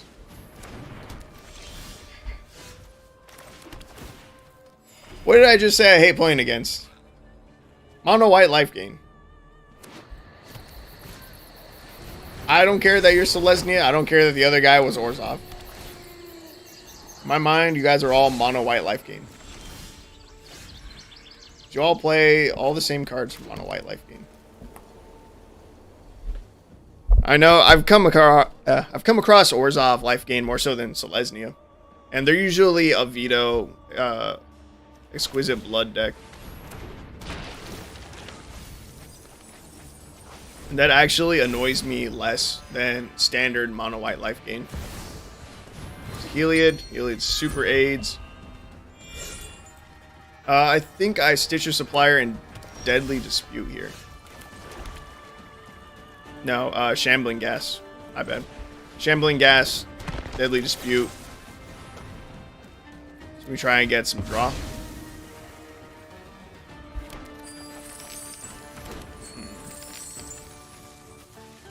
Not really what I was hoping to see.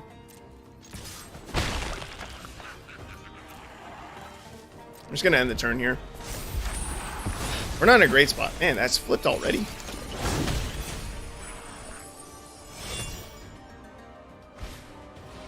All that glitters. That's interesting.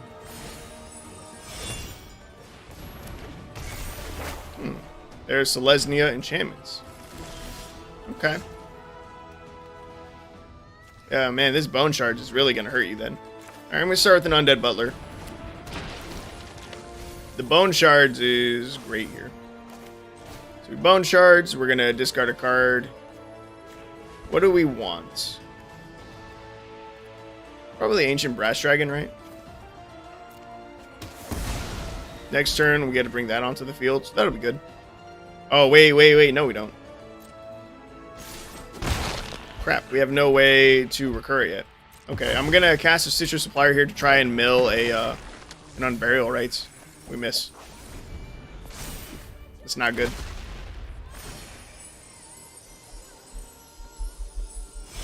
We need a recursion spell.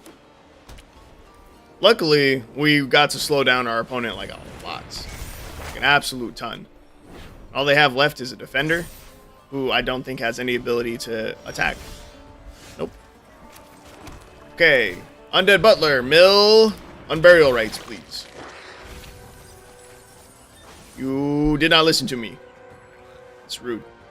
Alright, we will swing out. They will block the Stitcher Supplier. Okay, they'll give that lifelink. They will block Stitcher Supplier. It will die. We mill another 3. Also good. Show me Unburial Rites.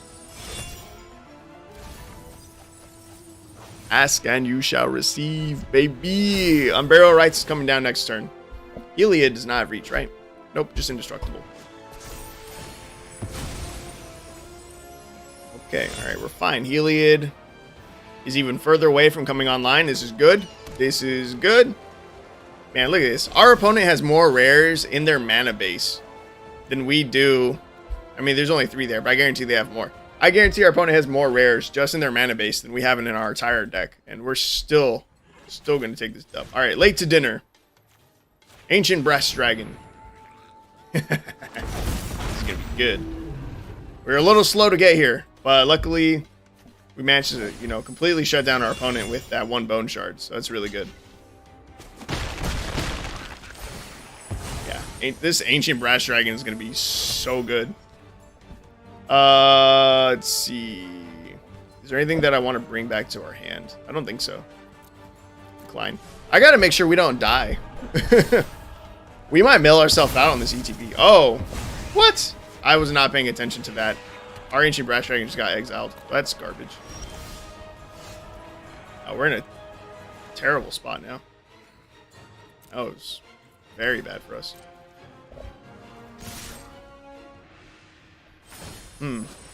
This is why it's important to read. Yeah. Punished. Alright, so Undead Butler will die again. And he really thinks he's going to get this Heliod online. Take action. We will take action for this Undead Butler. Grabbing a Stitcher Supplier.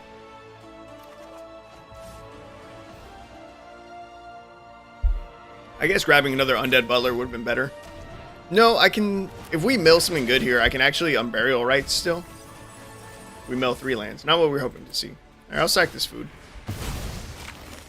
In a little life, end the turn. Okay, we're still in this. That was a good, that was good from our opponent. They shut us down almost as hard as we shut them down. Maybe even harder. That was pretty good.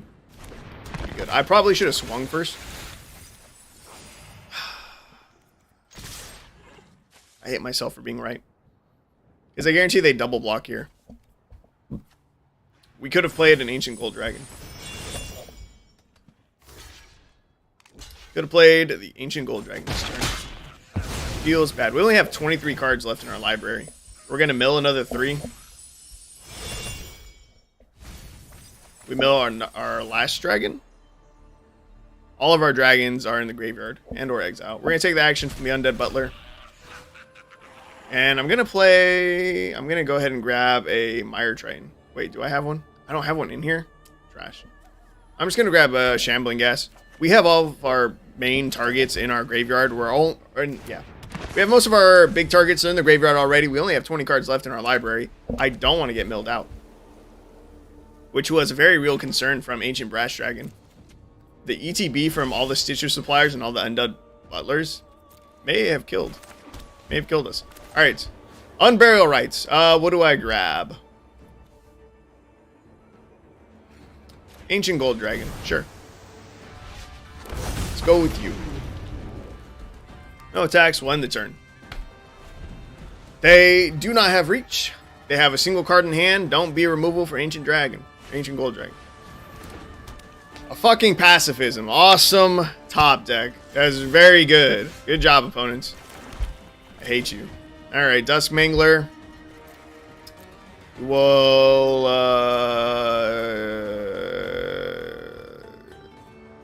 don't even know. Sack a creature.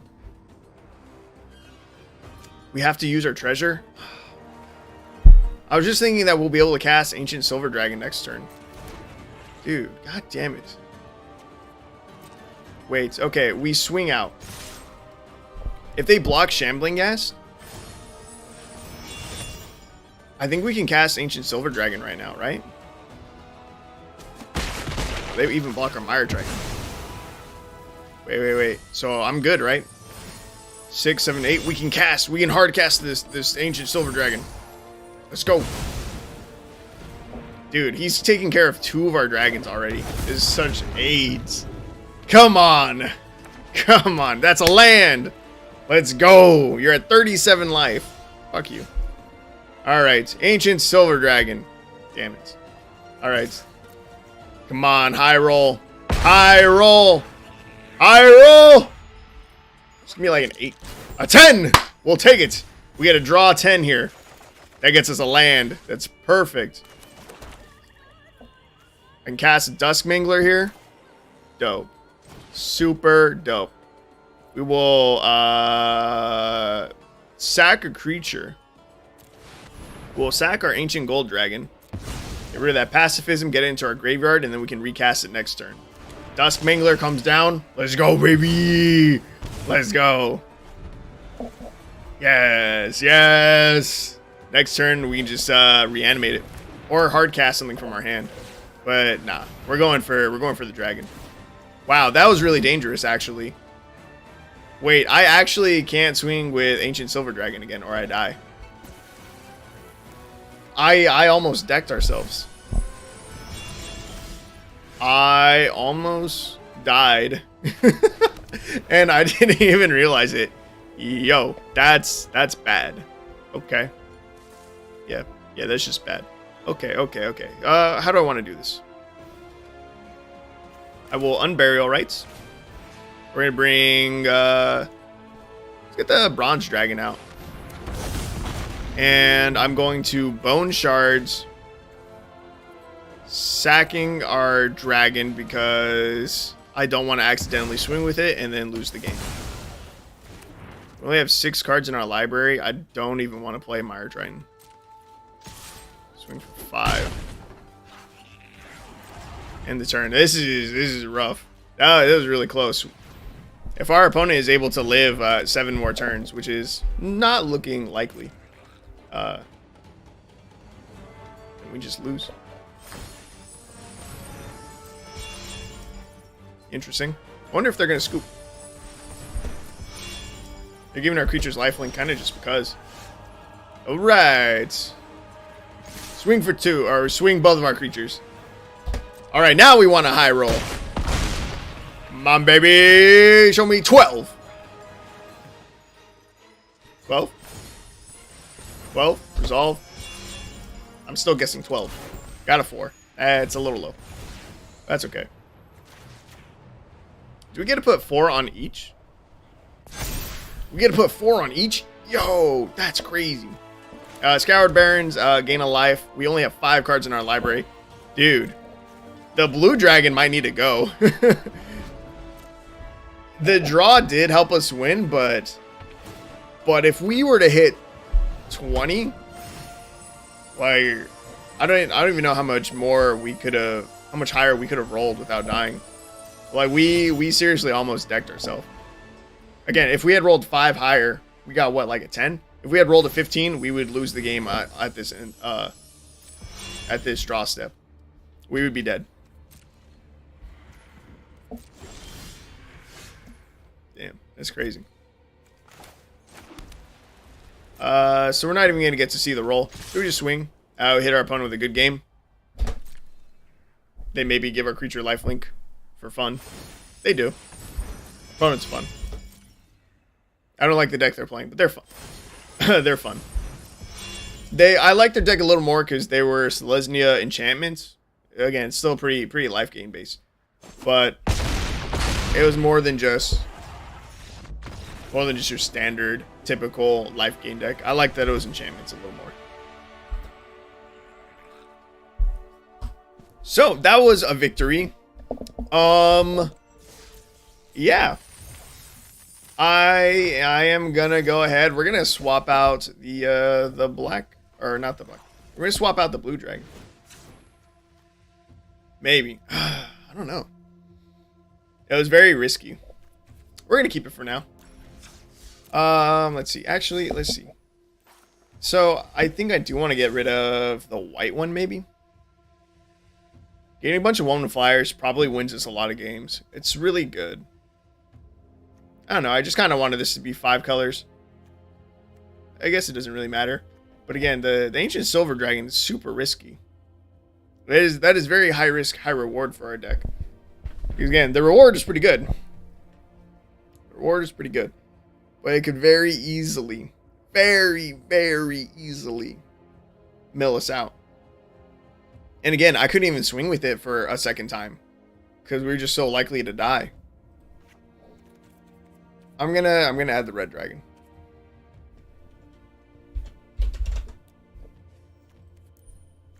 And I will now have 1 of each, so that's cool.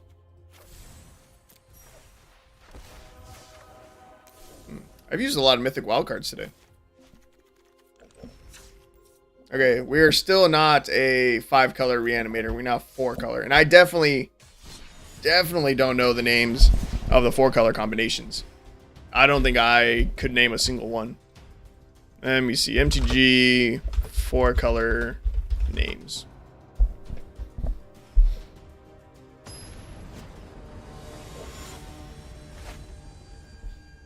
They are Glint. Okay, so non-white is Glint Eye or Chaos. I don't know why there's 2 names. Non-blue is Dune or Aggression. Non-black is Ink Treader or Altruism. Non-red is Witch or Growth.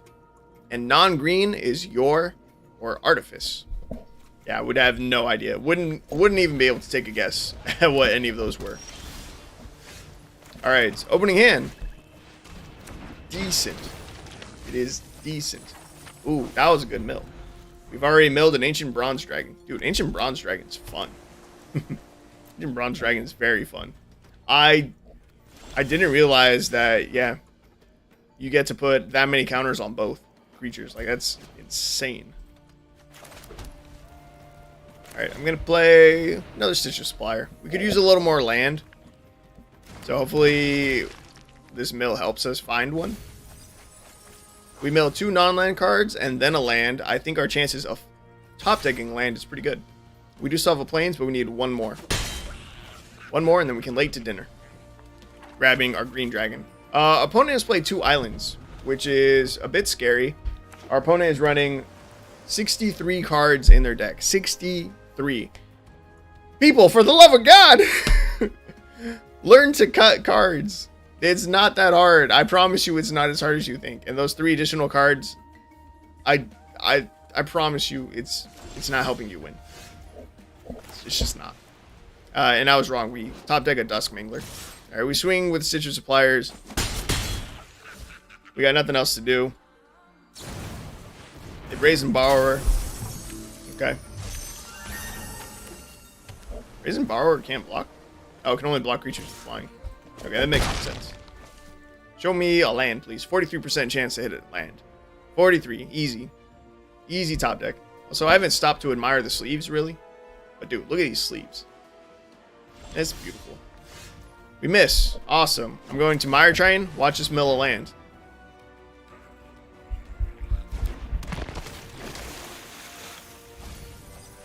Two lands. Watch us miss the land drop next turn as well. I don't. Oh yeah, we'll attack. Xing goal. 2/2 flash flying. God damn it! I didn't want to mill 3. Unburial Rites. All right, that was a good mill 3. We milled 3 non-land cards.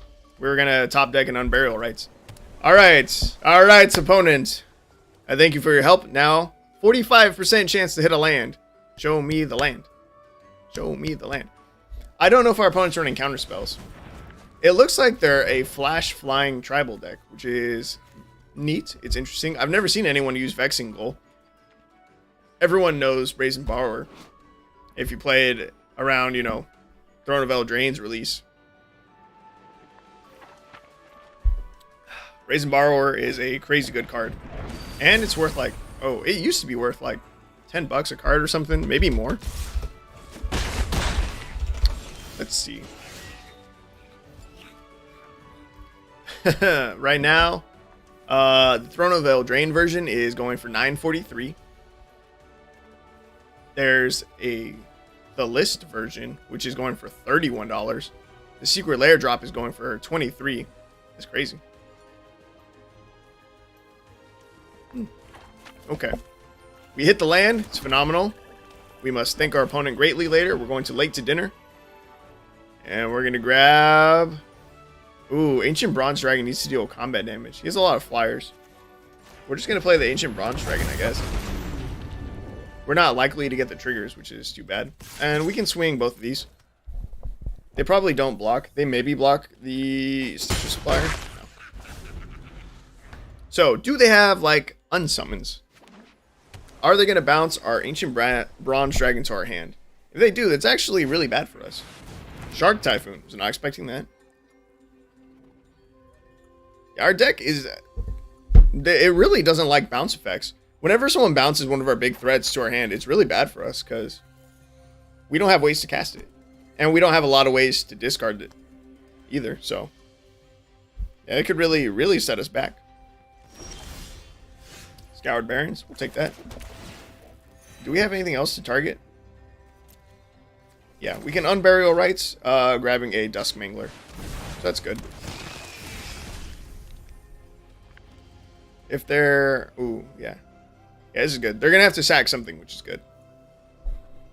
They're going to have a lot of flying blockers. Man, Ancient Bronze Dragon, why don't you have Trample?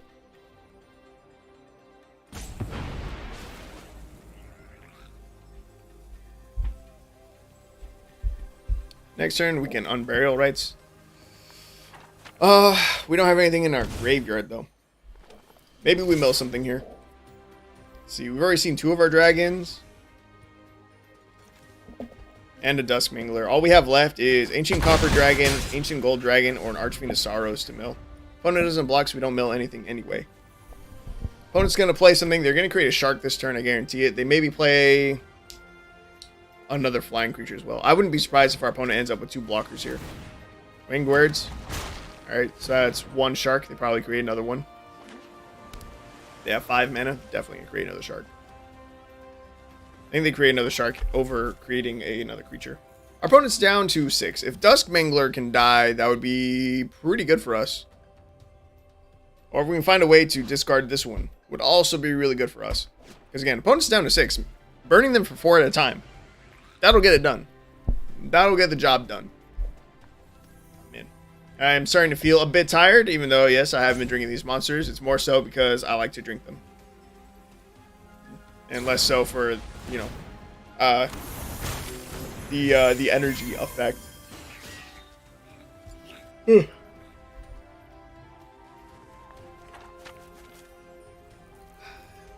And I like the 0 sugar ones.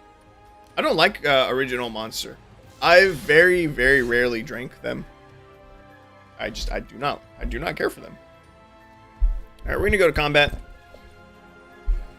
We're gonna just swing the Dusk Mangler, I think, and Stitch's Supplier. We're gonna offer them the double block option. If they kill Dusk Mangler, that makes us really happy. Do you double block with your sharks? They double block with the sharks. What they don't know, this is all according to our plan. Next to damage. Oh, man. Alright, so Stitch's Supplier is going to mill 3. We maybe find a dragon, but even then, we probably just Unburial Rites, grab Dusk Mangler again. Ooh. Do they have a counterspell here, though? Do you run counterspells? I think they don't. I think they have priority because they can flash in a creature. You have to discard a card. Do it. They might have another bounce effect to be able to bounce Dusk Mangler to our hand. Which they're probably not expecting would actually be good. Yeah. They discard the Stern Dismissal. Turn target creature or enchantment opponent controls to its owner's hand. They discard that. That would actually save them here. It's crazy to think that they would actually be safer if they had kept that. Like, if they can bounce Dusk Mangler right now, I have no way to recast it. I don't think they realize it's a 7-drop. And that I only have 5 mana available. Do they bounce the Dusk Mangler? Again, they're probably too scared to. They just set up another blocker.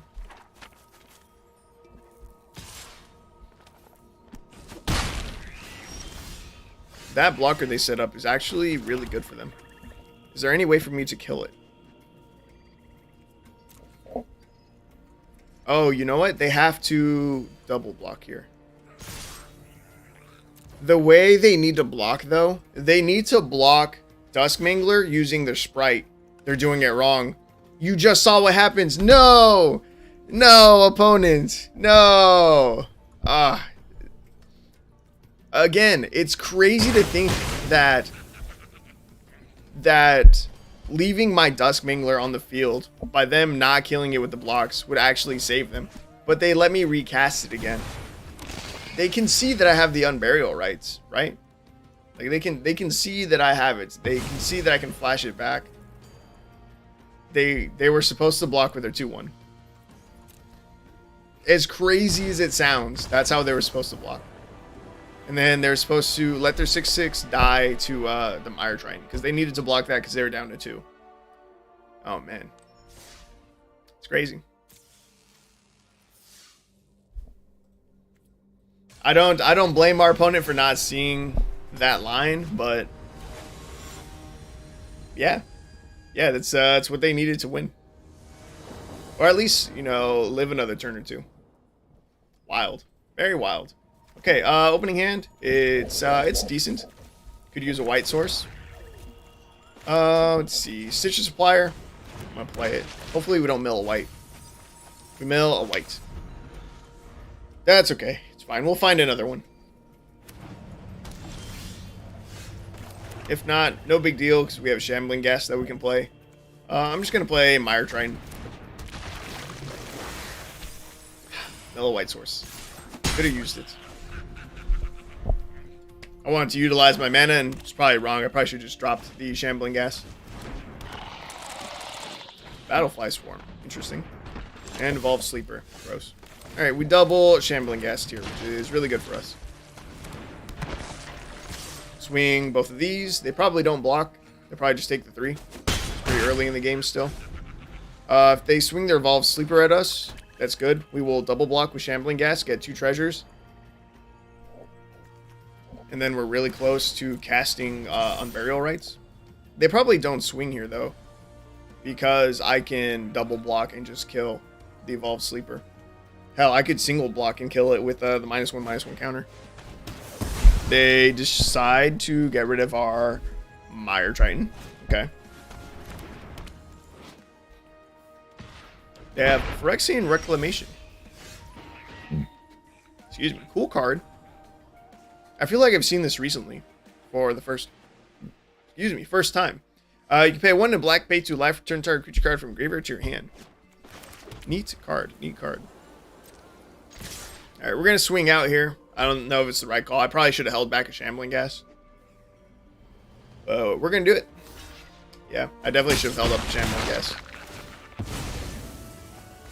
We mill another 3. Ooh. Play an Undead Butler. Mill another 3. And we end the turn. Still need a 4th land, and this is why I should have left up a Shambling Ghast, just as a blocker against the Evolved Sleeper, so that we could get a treasure. And then we could Unburial Rites, grabbing probably Dusk Mangler. The Archfiend of Sorrows isn't bad, but it's not perfect against Evolved Sleeper. They're really scared to lose that.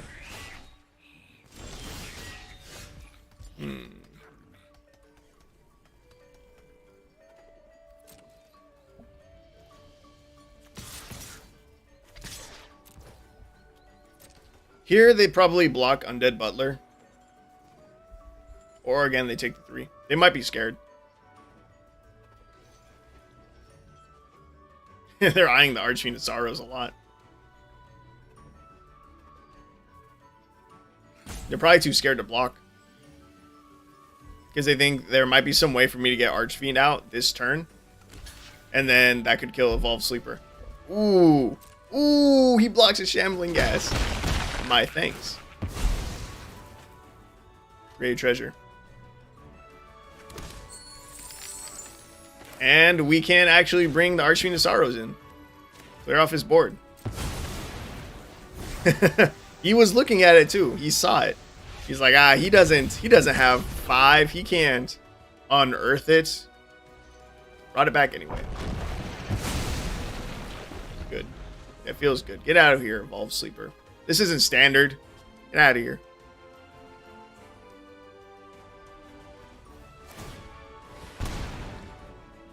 They bring the Battlefly Swarm back. It can gain Death Touch, but it does not currently have it. We swing here. They probably don't trade. Yeah. By trade, I mean with the Shambling Ghast. If they don't, I'm going to... Ooh. Okay. I'm going to pass. Again, I don't like to hold up instants like a Deadly Dispute. I'd rather draw right now and then play. Yeah. I'd rather have just Deadly Disputed. But in case our opponent had a removal spell, it was smarter to hold it. And again, it is always just smarter to hold Deadly Dispute for your opponent's turn. But we're going to Deadly Dispute now. I'm going to sack the Shambling Ghast. I'm going to create the treasure. Nice. Wow. What? Okay, so I will read this. The second part, destroy all non-artifact creatures. Okay. We can win the game here. Right, we have a Dusk Mangler? Yeah, we do. So we grab the Dusk Mangler and it just wins on ETB. Dude, Dusk Mangler's too damn good. I can't stress it enough. It's too damn good.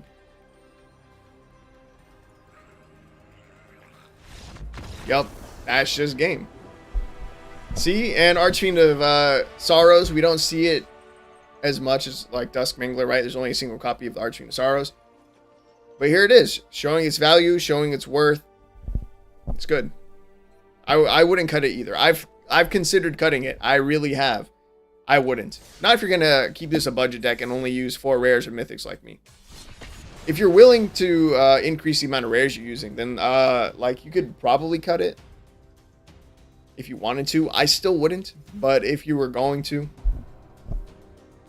like, I don't know, say you wanted to run like this exact version with the Ancient Dragons, you could maybe swap that for an Elesh Norn. Again, the effects are fairly similar. It's just that Archfiend, it has Unearth, which is just really good. Because again, if you don't have a recursion effect, you can just bring it out anyway, get that ETB. It's a 4/5 flying with haste, which is a decent body. It's just really good. Alright, opening hand looks pretty fire, actually. The Bone Shards for the Ancient Copper Dragon is really good. We have a Deadly Dispute to help us draw into a recursion spell. So I'm going to get down the Scoured Barrens this turn. We don't have a turn 1 creature to play, so we're fine. Knight of the Ebon Legion. Okay. That'll be a good Bone Shards target in the future. But here we Undead Butler. We mill 3. We mill late to dinner. Feels bad. Would have loved to draw that. Our opponent's playing a Night Tribal deck. Ornament Grounds. I don't know this card. Tap, add Mardu colors. Spend this mana only to cast a Knight or Equipment spell. That's really cool. Okay, so I think we Deadly Dispute here. Sack the Undead Butler. Do we have anything to bring back? I could bring Shambling Ghast to our hand. Might as well. I don't think I want to cast it this turn, but we can just play it.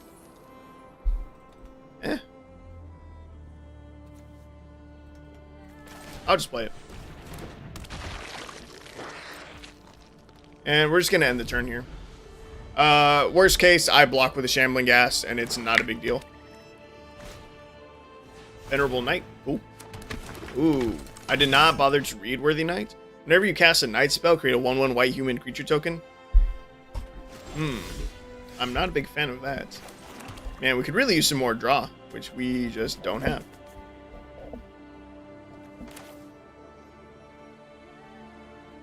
Play a Shambling Ghast here. I'm going to Bone Shards. Discarding, let's see. So we're going to destroy Knight of the Ebon Legion because it's terrifying. We're going to discard Ancient Copper Dragon. I'm going to Bone Shards, sacking a Shambling Ghast. We're going to destroy Worthy Knight. Sacking the Shambling Ghast. To then kill the Venerable Knight.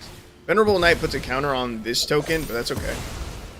Oh, whoa, oh, dude. Why would you... Wait, is this not a knight? This is a human. Oh, that sucks for them.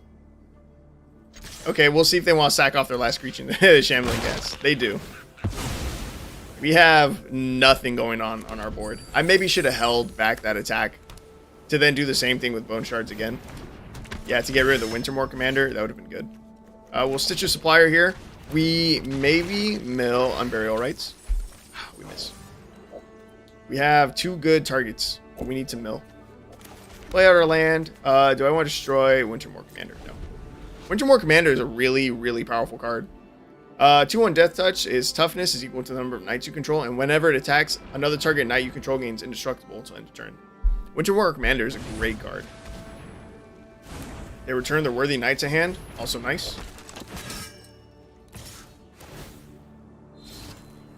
No blocks. We take this too, because I might want to Bone Shards, in which case I have to either discard something or sack something. We are at 5, 6, 7. We have 7 mana available to us. I think I'm going to Bone Shards.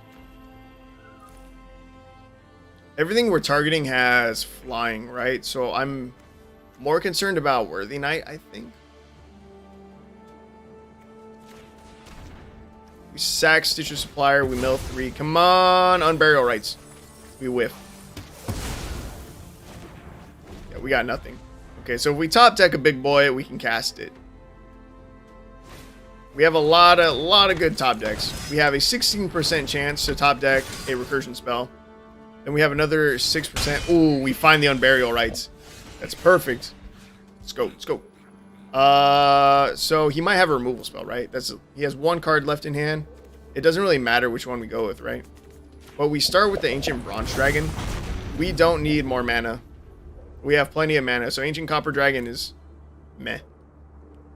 See, hopefully they got 2 cards in hand now. There might be a removal spell. Can this block? What can this do? Nope, just can't block.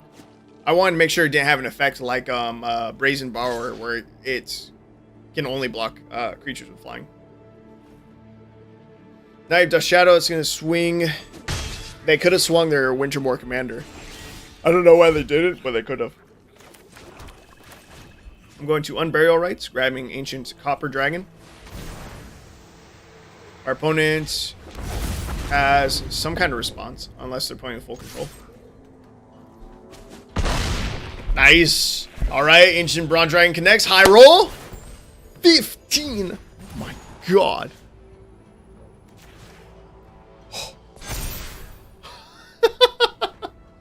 That's a 22-22 flyer and a 21-20 flyer. Oh my god. Good game.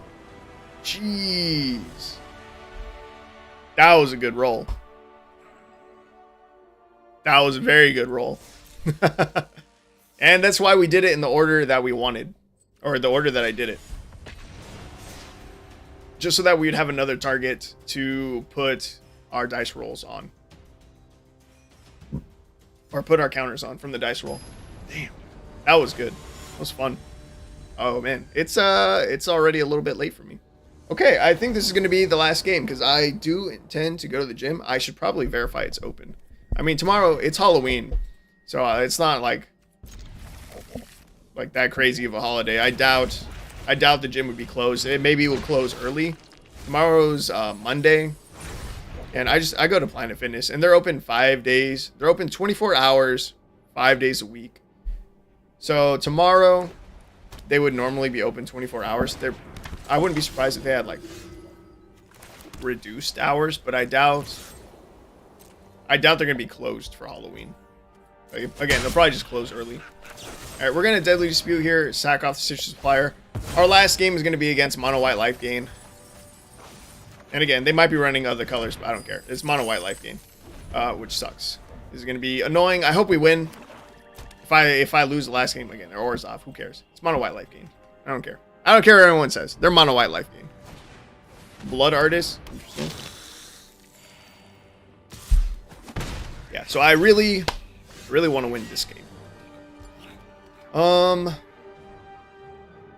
This is tough. I think I'm going to Deadly Dispute, sacking this treasure, and really hoping that we draw a land. We do. That's good. Next, end the turn. Do we have any targets? No, but we have Bone Shards in our hand, and we can discard either Dusk Mangler or Archfiend of Sorrows. Archfiend of Sorrows is what we want to discard. It's definitely the move. I think we have to wait 2 turns, though. If we top deck a Swamp... there's Marauding Blight Priest. So this is a veto version. I assumed it would be, but this confirms it. Marauding Blight Priest goes infinite with Exquisite Blood. If you don't know what Exquisite Blood is, let me pull it up for you. What did we top deck? Swamp? That's perfect. So Exquisite Blood is 4 and a black for an enchantment that says, whenever an opponent loses life, you gain that much life. So that card, paired with whenever you gain life, each opponent loses 1 life, they just go back and forth infinitely. And Veto, it's like the Dusk Thorn or Thorn Dust, something like that. He has the same effect as Marauding Blight Priest. Okay, so we top deck the Swamp, and this is why this is perfect. This is not perfect. I am off by 1 mana because we don't have an Unburial Rites in our graveyard. Okay. I'm going to Bone Shards, destroying Marauding Blight Priest because, again, it can go infinite. We discard Archfiend of Sorrows. So we're gonna be able to play that next turn. So I do have to wait one more turn. I thought we had it. I thought I'd be able to bring back Archfiend of Sorrows this turn and just wipe his board. That's okay. We get an Ancient Brass Dragon into the graveyard. That's pretty decent. I don't know how much removal this deck runs.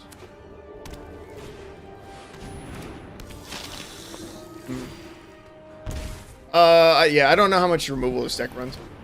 They're focusing too much on the life gain part. I think they're trying to burn you out.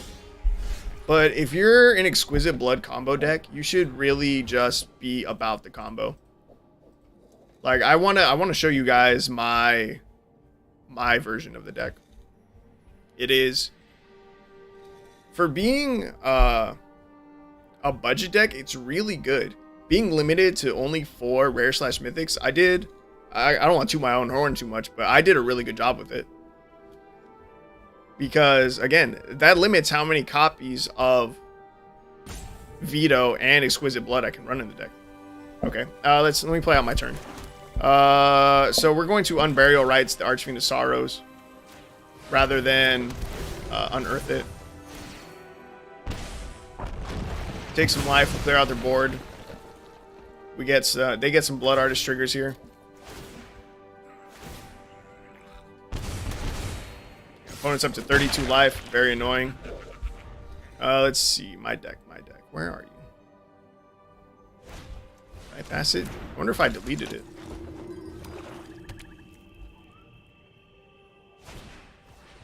Oh, I think I did. Is this a version of it? No, that's not it.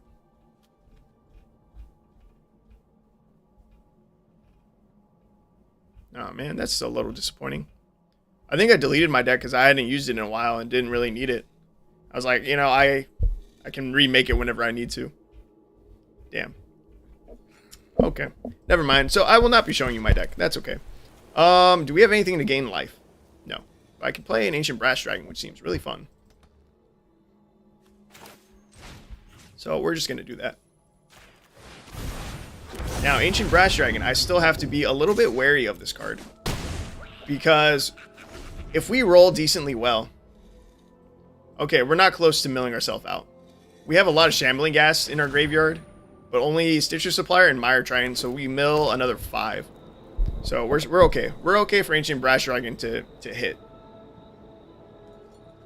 Yeah, that is a big concern. Ancient Brass Dragon... Oh, our opponent's is done. Dude, like I said, Archfiend of Sorrows. Don't cut it. That won us the game. Completely shut out our opponent. Won us the game. Oh, wow. Am I about to hit 80 for Mastery? Oh, I've already hit 80 for Mastery. I didn't even realize. So now, every reward, uncommon card reward for every level after this. That's cool. There's only 15 days left in the Mastery, so that's cool. All right, well, that's going to be the end of the stream. I hope you guys liked the deck. I hope you thought it was cool, thought it was neat, thought it was fun. Maybe give it a try yourself. I'm going to pull it back up. This is the original 5-color. I'll show you the deck list one last time. 4 Bone Shards, 4 Shambling Ghast, 4 Stitcher Supplier, 4 Deadly Dispute, 2 Mire Tritons, 4 Undead Butlers, 3 Late to Dinner, 4 Unburial Rites, an Elesh Norn, Archfiend of Sorrows, 2 Dusk Manglers, 1 Titan of Industry, 1 Velomachus Lorehold, 1 Lord Xander the Collector, 9 Plains, 13 Swamps, and 2 Scoured Barrens. I would maybe even swap out Lord Xander for for the Black Dragon. That was pretty good. Or it could be really good. I don't know. Again, Lord Xander is I really like it because of the death trigger and ETB triggers. Because again, you've seen a lot of the games, right? You've seen the people run removal. So having a death trigger is pretty impactful. And let's see. So let me pull up stats one last time real quick too. I don't know what I have selected. Nothing. Yeah, okay. So this shows 3 different versions. Version 1 was with the Praetors. We went 5-1. Then we removed all the Praetors. We added Ancient Silver Dragon, Bronze, Brass, and Gold Dragon. We went 1-1. Then we removed Ancient Silver Dragon because it was likely to mill us out. We added the Copper. And then we just went 4-0. So overall for these 3 versions, we went 10-2. That's pretty good. That's a pretty good win rate. I know we're not playing ranked or anything, but like, come on. That's pretty good. I'm not even a big fan of ranked. Ranked is frustrating. And I am a mythic player. I have reached mythic using a budget deck. Again, it's not as fun. It's just not as fun. I really should have been playing ranked this month, though. I did forget that I was supposed to. The only reason why I want to play ranked still is for the free rewards. We're a budget channel, right? I'm missing out on the rewards. And there's not a lot of time left in the season. And it took me over 24 hours to reach Mythic. Like 24 actual gameplay hours. That was starting from Bronze. So I could potentially reach Mythic tomorrow. I would have to be grinding like all day though. And again, it's not that fun for me. So I probably won't. That's okay. I think I still get some rewards just for being a Platinum. And I don't think I get reset further down than Platinum. Okay, but that's going to wrap up the stream. Again, I hope you guys enjoyed the deck. And I hope to see you guys for some more streams. There's a slight chance I'll stream tomorrow morning before hanging out with friends and stuff in the evening. But that's going to wrap up the stream. Thanks for joining me.